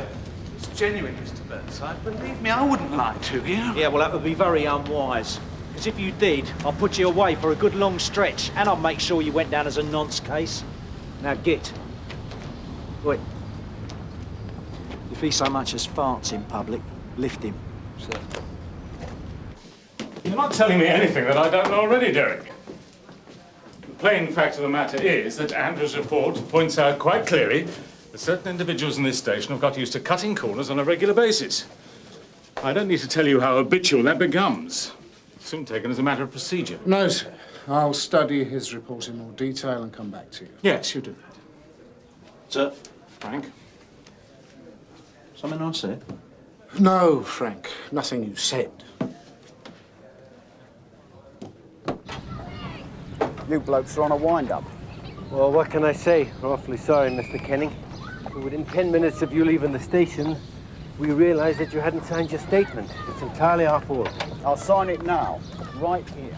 Sorry, Mr. Kenning. It's got to be done down at the Nick. Yeah. I figured you'd say that.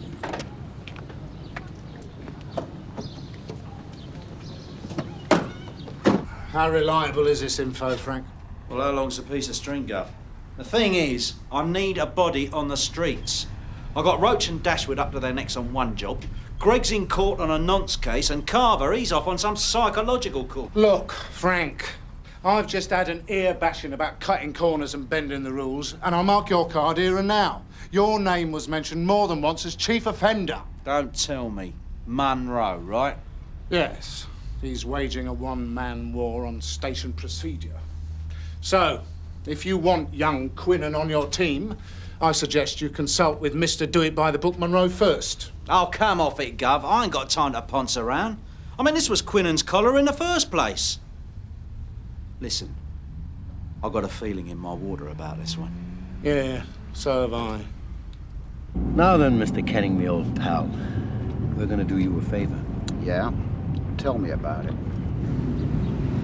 Mr. Kenning, we're not a couple of mugs. We know the SP. You know Sweet FA, pal. Yeah. This isn't the way to the Nick. Shortcut, Mr. Kenning, nothing to worry about. You must think I'm a mug and all. You'll find I'm not.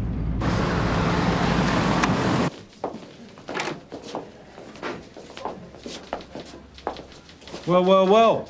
Back so soon, eh, pal? Get stuffed. No, you're the one who's going to get stuffed. Well and truly. A word. He didn't fall for it. He knows the score. Too bloody right he does. His brief turned up 5 minutes ago. Oh, great. Yeah, well, it's no sweat. Just play it by the book and we'll have him.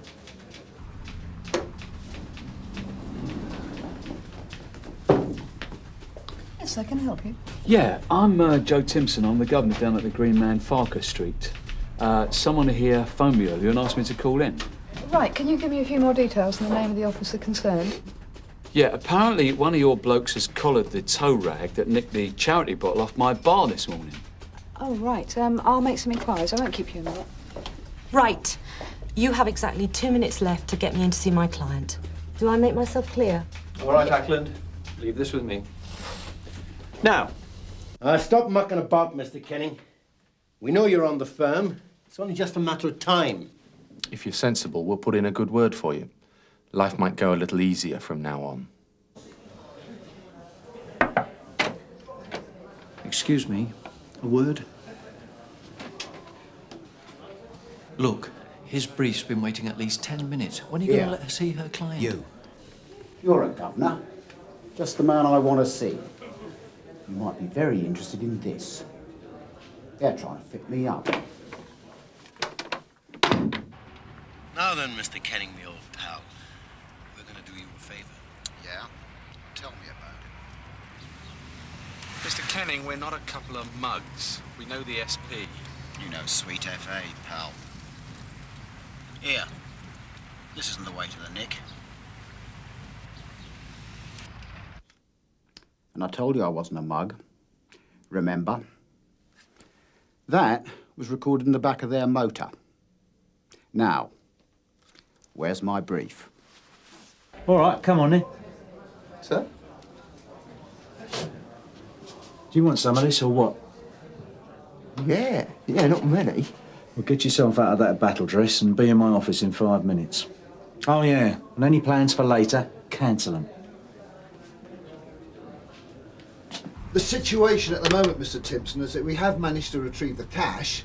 We were just waiting to see what you wanted to do about it. Hold on a minute. Are you trying to tell me that you haven't nicked the tow rag for stealing that bottle? No, we have arrested him, but it's not quite as simple as that. What do you mean, not quite as simple as that? You either nicked him or you didn't. Look, the bloke who phoned me this morning was dead keen that I should come down here and press charges. I'm here now. That's exactly what I want to do, and I'll tell you something else. I'm not moving from here until I have. What's the problem, Sergeant Peters? I'll tell you what the problem is, my old mate. Your blokes seem to have mislaid my prisoner. According to the Ponce, there's a lot of hooky gear going in and out of this warehouse. Right, Aladdin's cave. So we just sit here and wait, yeah? No, not we. You. Cop for that. And if anything happens, don't play the big hero. Get on to me. You don't talk to anyone else but me. Understand? Yeah. Am I looking for anything specific? No. Just anything iffy or out of the way. So, find yourself a nice cosy spot and have fun. Right.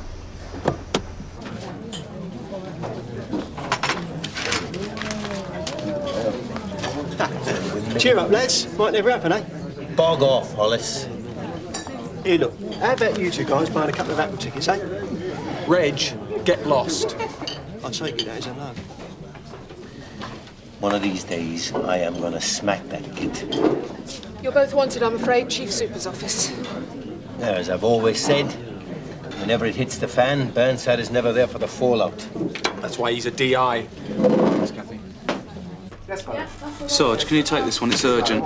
It's Mrs. Spencer again from Claremont Road. Do you think you can take it? Sue, can you do me a favour and try and raise Frank Burnside for me? Yeah, no problem. DI Burnside from Sierra Transit Oscar. van. You receiving, over? Cheers, man. All right, thanks. Yeah, Burnside. Message from Marshall, sir. Please contact on landline. Burnside, understood.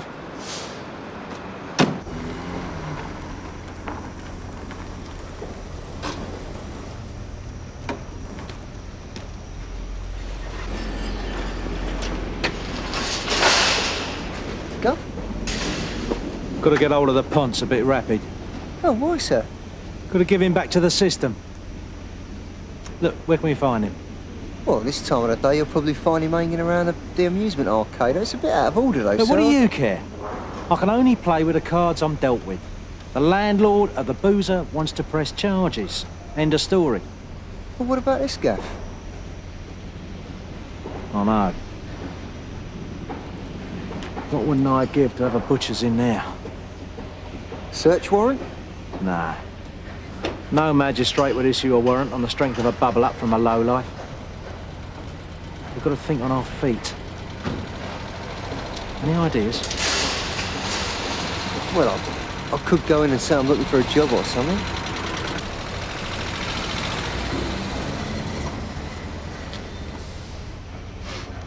You smell gas? No. What do you reckon the chances are of them having bust a gas line? Yeah. You better go and let them know. Think you can handle that? Yeah, I reckon so, yeah. Well, off you go. See what you can find out. This is all a bit off the record, is it, Gov? Yeah.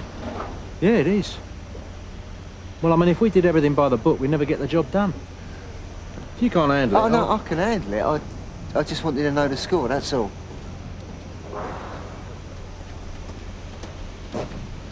You're an experienced enough officer to know the golden rule. You never put anything down on paper unless you have to. It was on unheaded paper, unsigned, and there are only 3 copies, 2 of which have already gone through the shredder, and this one will quickly follow. Look, Andrew, it's going to take me some time to forget about this. Oh, by the way, Inspector Burnside requested the use of one of your men for a couple of hours. Oh, did he now? I've just said. I didn't think you'd have any objections, so I gave him young Quinnan. Good experience for him. This job wouldn't have anything to do with information received, would it? Yes, it would, as it happens.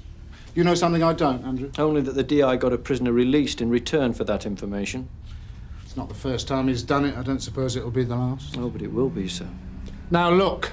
There are times when... The original arrest was uniform, sir. Burnside kicked the man back out onto the street without charge, and in doing so could have dropped one of our own people right in it. Who? Alec Peters. Inspector Burnside is the Grand Master at using people to break and bend the rules to suit himself. He can do it with his own people, but not with mine. I think you're being a little hard on the man, Andrew. Perhaps I am, but as we speak, 2 of his own officers are under investigation for interrogating a suspect in the rear of a CID car. No prizes for guessing who instigated that one.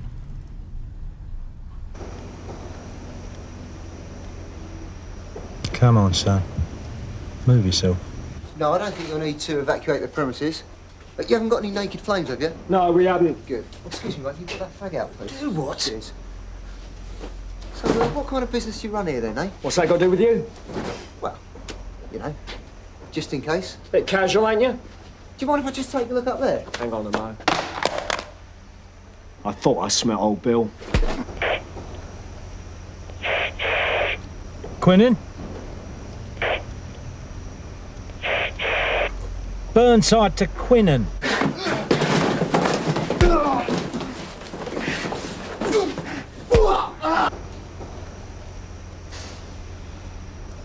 Quinnan from Burnside. Come on!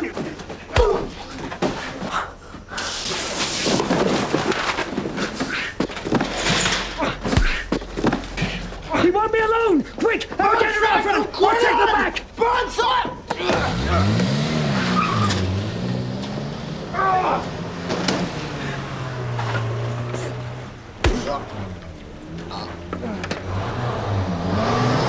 Sierra Oscar from Burnside, over.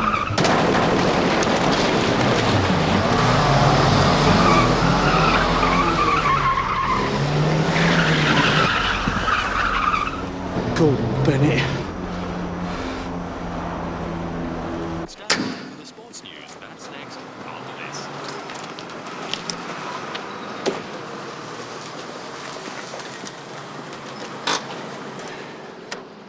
Hello, Dave.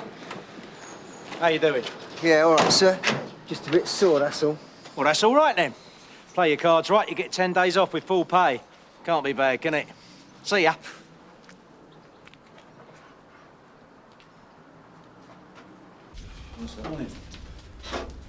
Morning. Morning, Gov. Got some good news and some not so good news. Soccer. Yeah, we've got 6 sets of prints from the factory and 3 near-perfect ones from the abandoned van. Perfect match. Computer is spitting out names as we speak. And the not-so-good news? Can't match one set of prints to the driver, Kenning. We always knew he was dirty, but... Yeah, well... CID, DS Roach. Yes, sir, he's here. It's Inspector Monroe for you. Hello, Inspector. What can I do for you?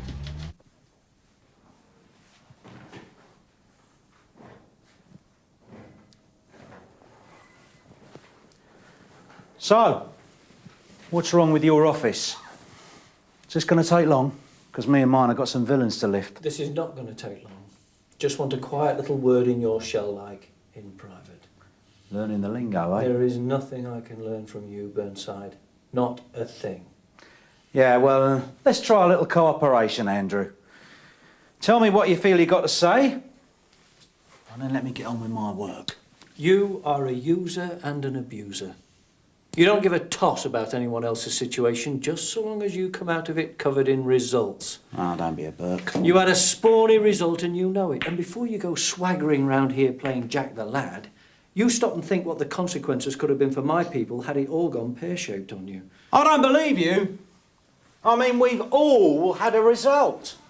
We've recovered over 50 grand's worth of stolen gear. The result is not the issue here, and you know it. First, you dropped Alec Peters right in it, and then you proceed to use another of my people to gain illegal entry into a suspect premises where he ends up on the wrong end of a kicking. The boy's all right. I've just spoken to him. Yes, but no thanks to you. Oh, you were sat outside in a nice warm car. Some flyer that was, eh? You listen to me. No, you listen to me, mister. I don't give a fig what you do with your own people. But if you ever set up my blokes again, I will come after you like a bat out of hell. I'll have your head on a pike. Do I make myself clear? Yeah. I think you've made your point, Andrew. So if you've quite finished, I'll get back to work. Good. We, should chat like this more often. Oh, I'm sure we will, Andrew. I'm sure we will. Just one last thing, Frank. I hope you're not going to start pushing your luck. Just to let you know that you didn't win all the points on this one. Been recording our little chat, have you? No, I took this from the stolen batch recovered from that unit yesterday. Against regulations. Smack legs. Made under special licence. For export only. Can't purchase them in the UK.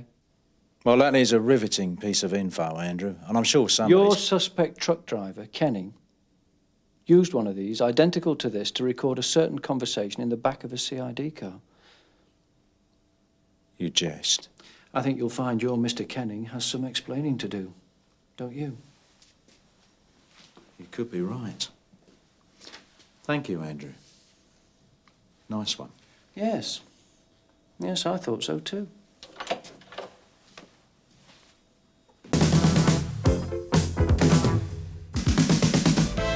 Now, there's no need to go breaking any windows. But if a door's locked and they won't open it, don't hesitate. Give it the business. Any bodies you find, bring them straight down the main hall to me. Any lip, use the shackles. Right, that's it. Come on, load up. Jim, where's Tosh? I mean, he set this up. It's his glory. Well, What's the problem? it's Davy. This had better be good. So what's all the excitement about then, Jim? Well, apparently, the last CID golden boy to raid Spears ended up with a holiday in Her Majesty's prison.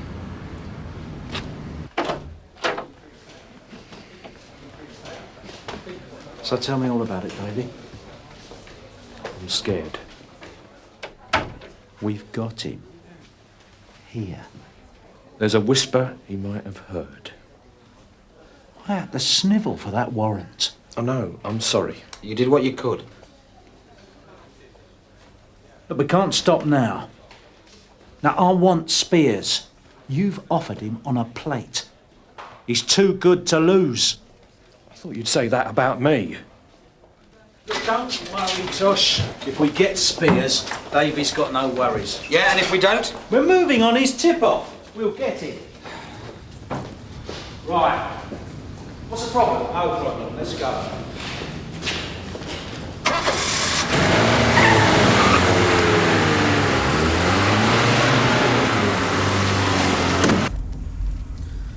straight round the back. And don't fall in the swimming pool. Right. Probably costing more in bribes to the town hall than you and I earn in a year. Oi, oi.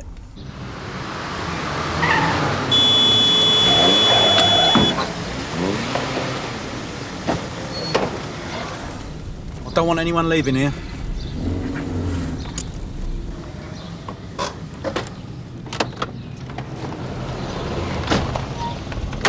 What's this? Kissogram? Michael Spears. I'm Detective Inspector Burnside.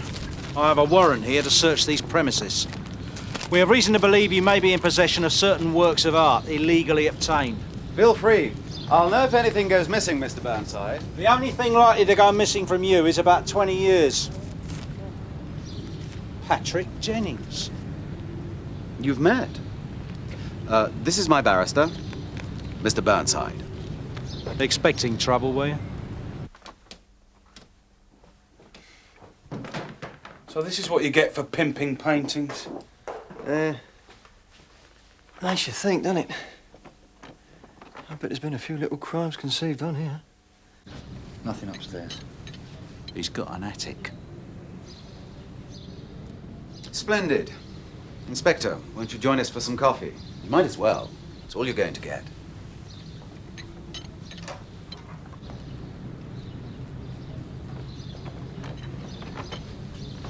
Nothing. Start making lists.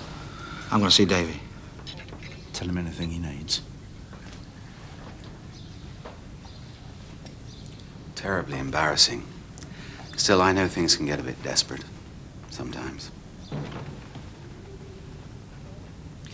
If there's anything I can do for you, Mr. Burnside... You trying to bribe me, Spears?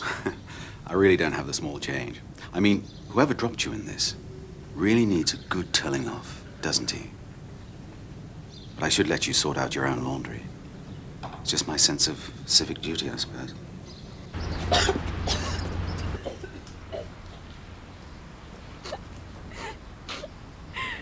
I begged you, Tosh. Come on, love. It was too late. It wasn't too late. You could have stopped. I'm sorry, Davy. Sorry for what? You were just in for the kill. After all these years. I'm going to see Cooper. Cooper looked after his snouts. He might have gone down, but he played the game. That's what I'm hoping. They're coming back for me, Frank.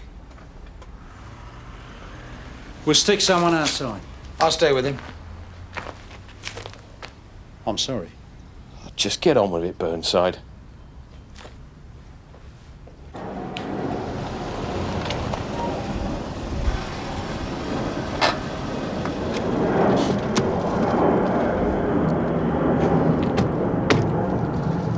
Used to bang them up.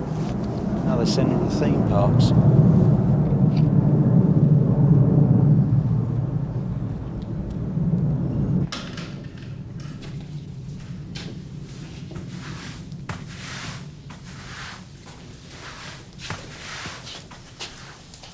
Stone me. Ricky Butcher. He'd steal your brains if he thought he could sell them, Carver. Which he probably couldn't. No, I'm only pulling your leg. Took 3 of us to pull him down.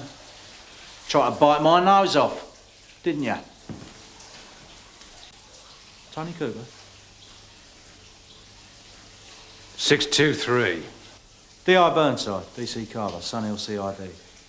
I've got that call you wanted. Cheers. Take him in there, Jim. Yeah, as soon as Cooper's file gets here, I'll let you know. Yeah, we'll try and give them a push. You'll be lucky. Mike's onto it now. Ha ha. Cheers. Sorry about that. What's this about? How are they treating you? Prison conditions? No, it's a gas. Time of my life. Wouldn't have missed it. What's this about? We raided Michael Spears this morning. Had a tip-off. Goodwin. You investigated him. Years ago. You got to know him. His operation, Mr. Burnside. I take it you found nothing. The snout got scared. Tried to stop us. And failed.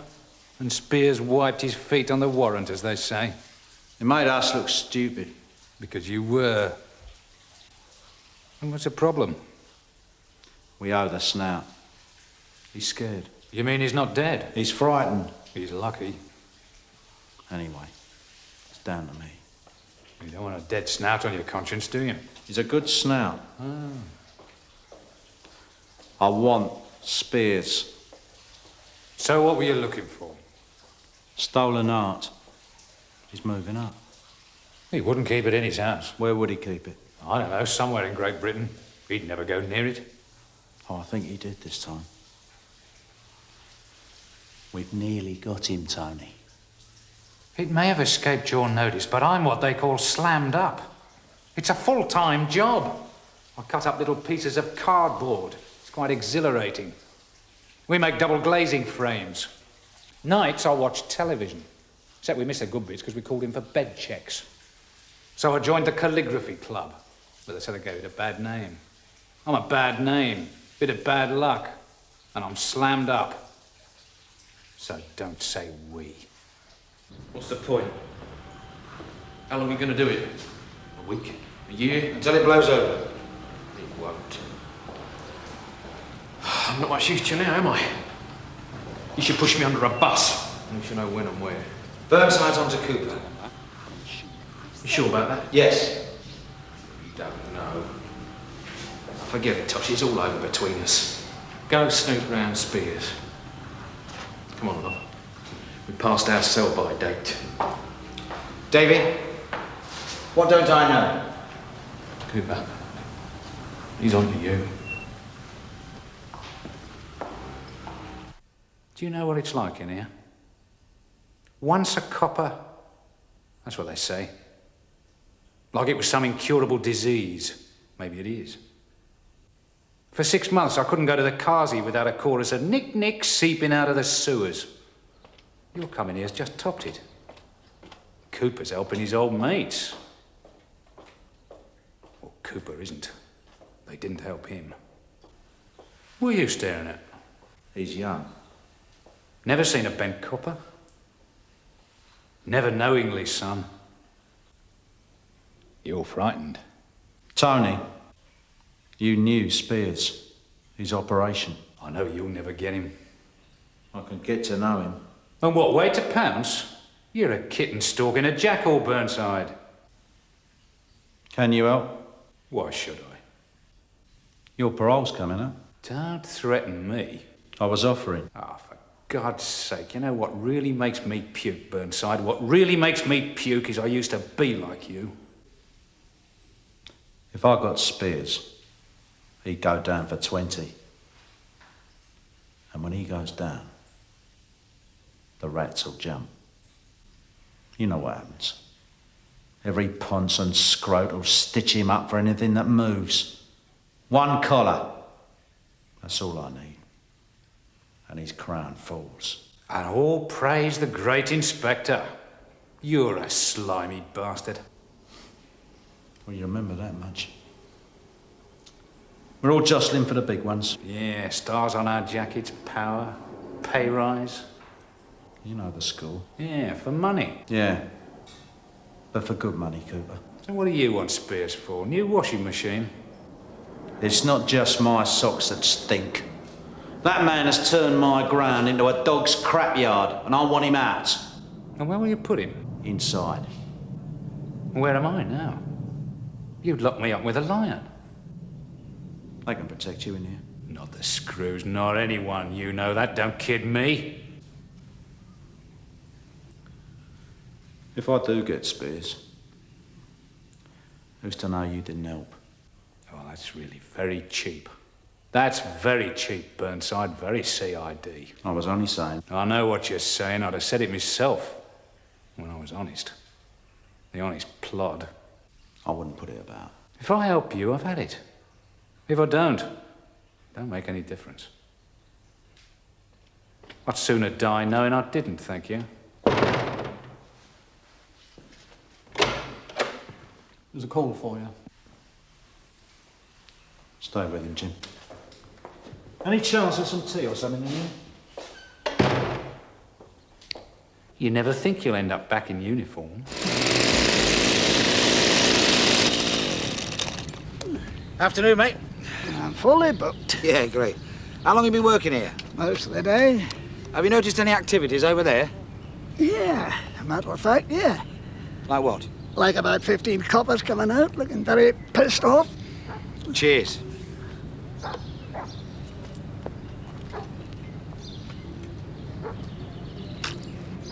Roach? Yeah?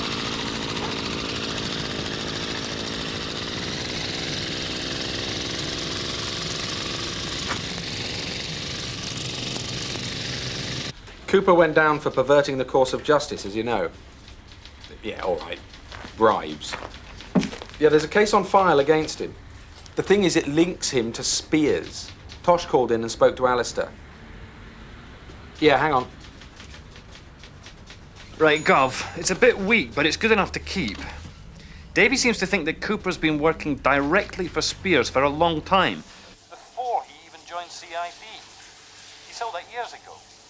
As Davy puts it, the man's rotten down to his little toes. Thanks, Alistair.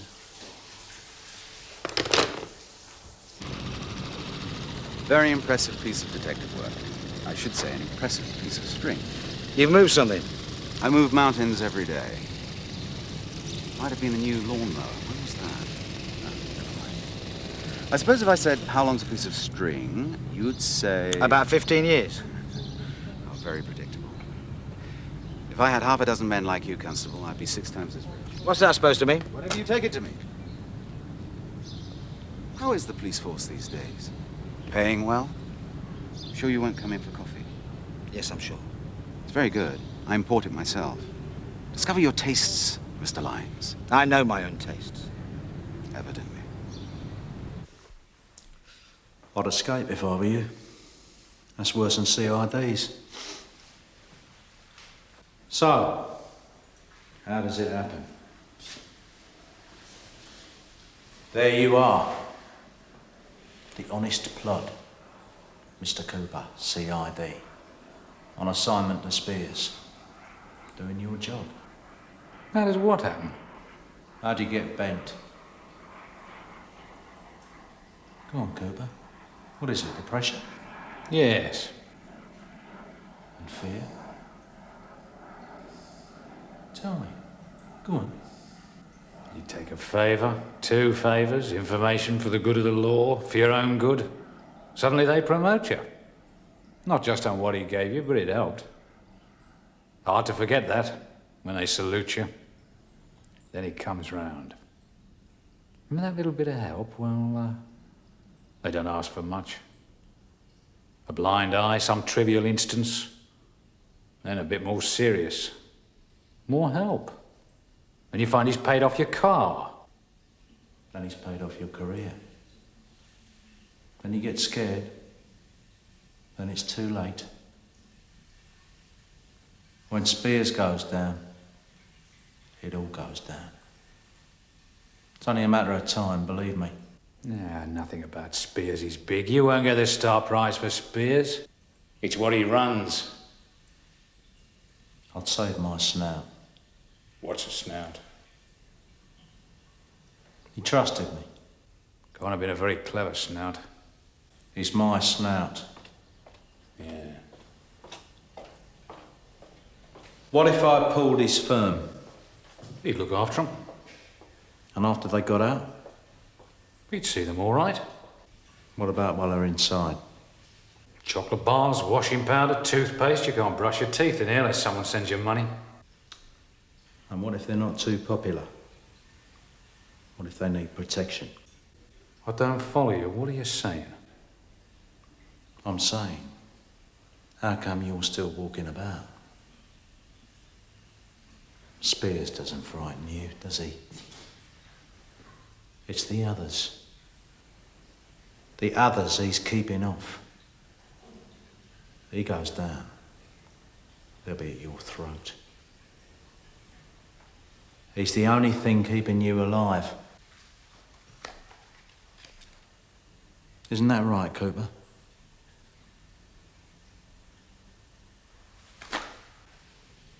I said, isn't that right?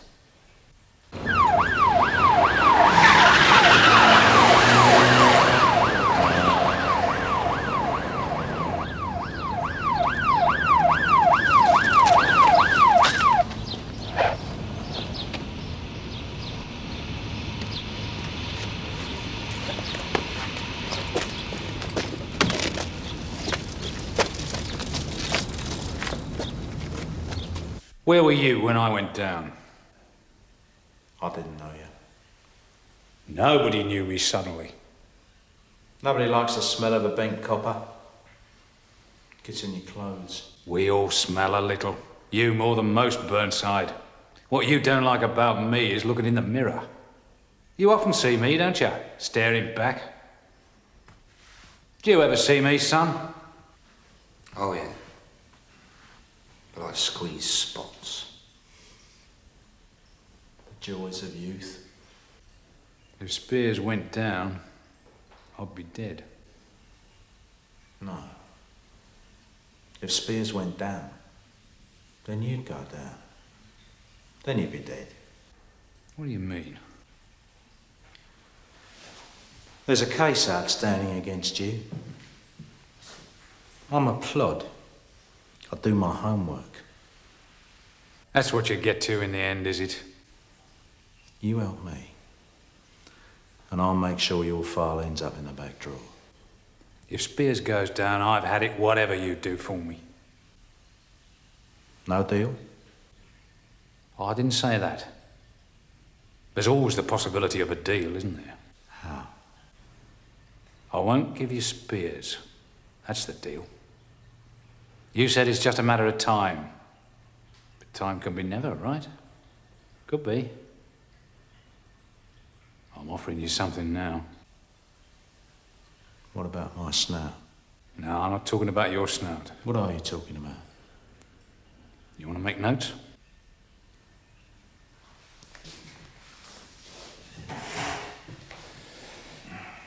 It's a deal we're making, Burnside.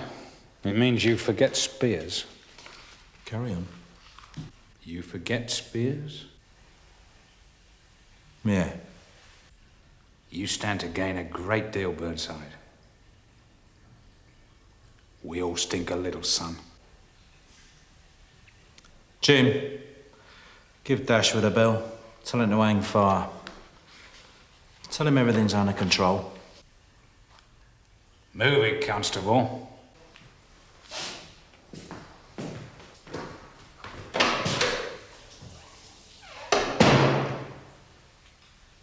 Like I say, he's young. Tosh! Yeah?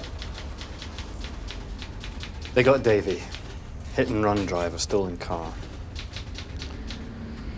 He's dead. His wife's in.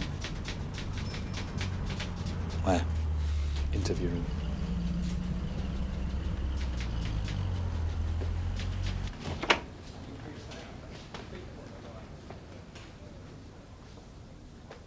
Jill? I don't know what to say.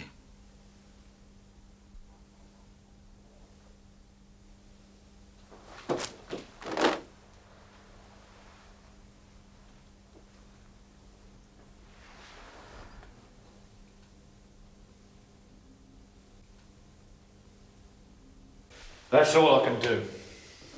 It's a fair whack. For old times, eh? What happens if I snag Spears? Collar in this lot.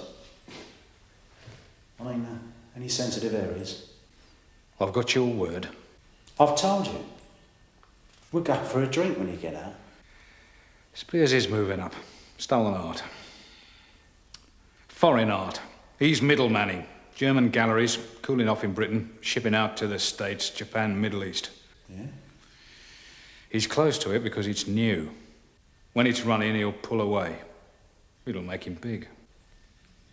So some of it must have passed through his house. That's right. Where's the rest of it? He's got a warehouse in Docklands. Yeah? That's all you need. We go there sometimes. So does he. So we need to avoid him.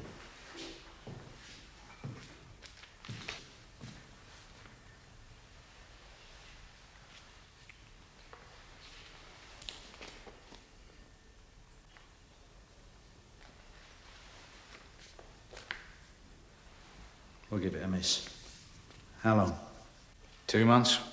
Okay. We all settled for less in the end. That's half the job. You'll do well, Burnside. Yeah.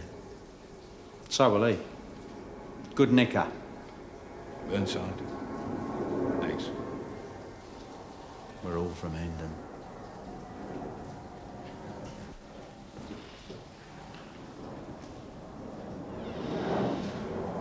Gov. Davy's dead.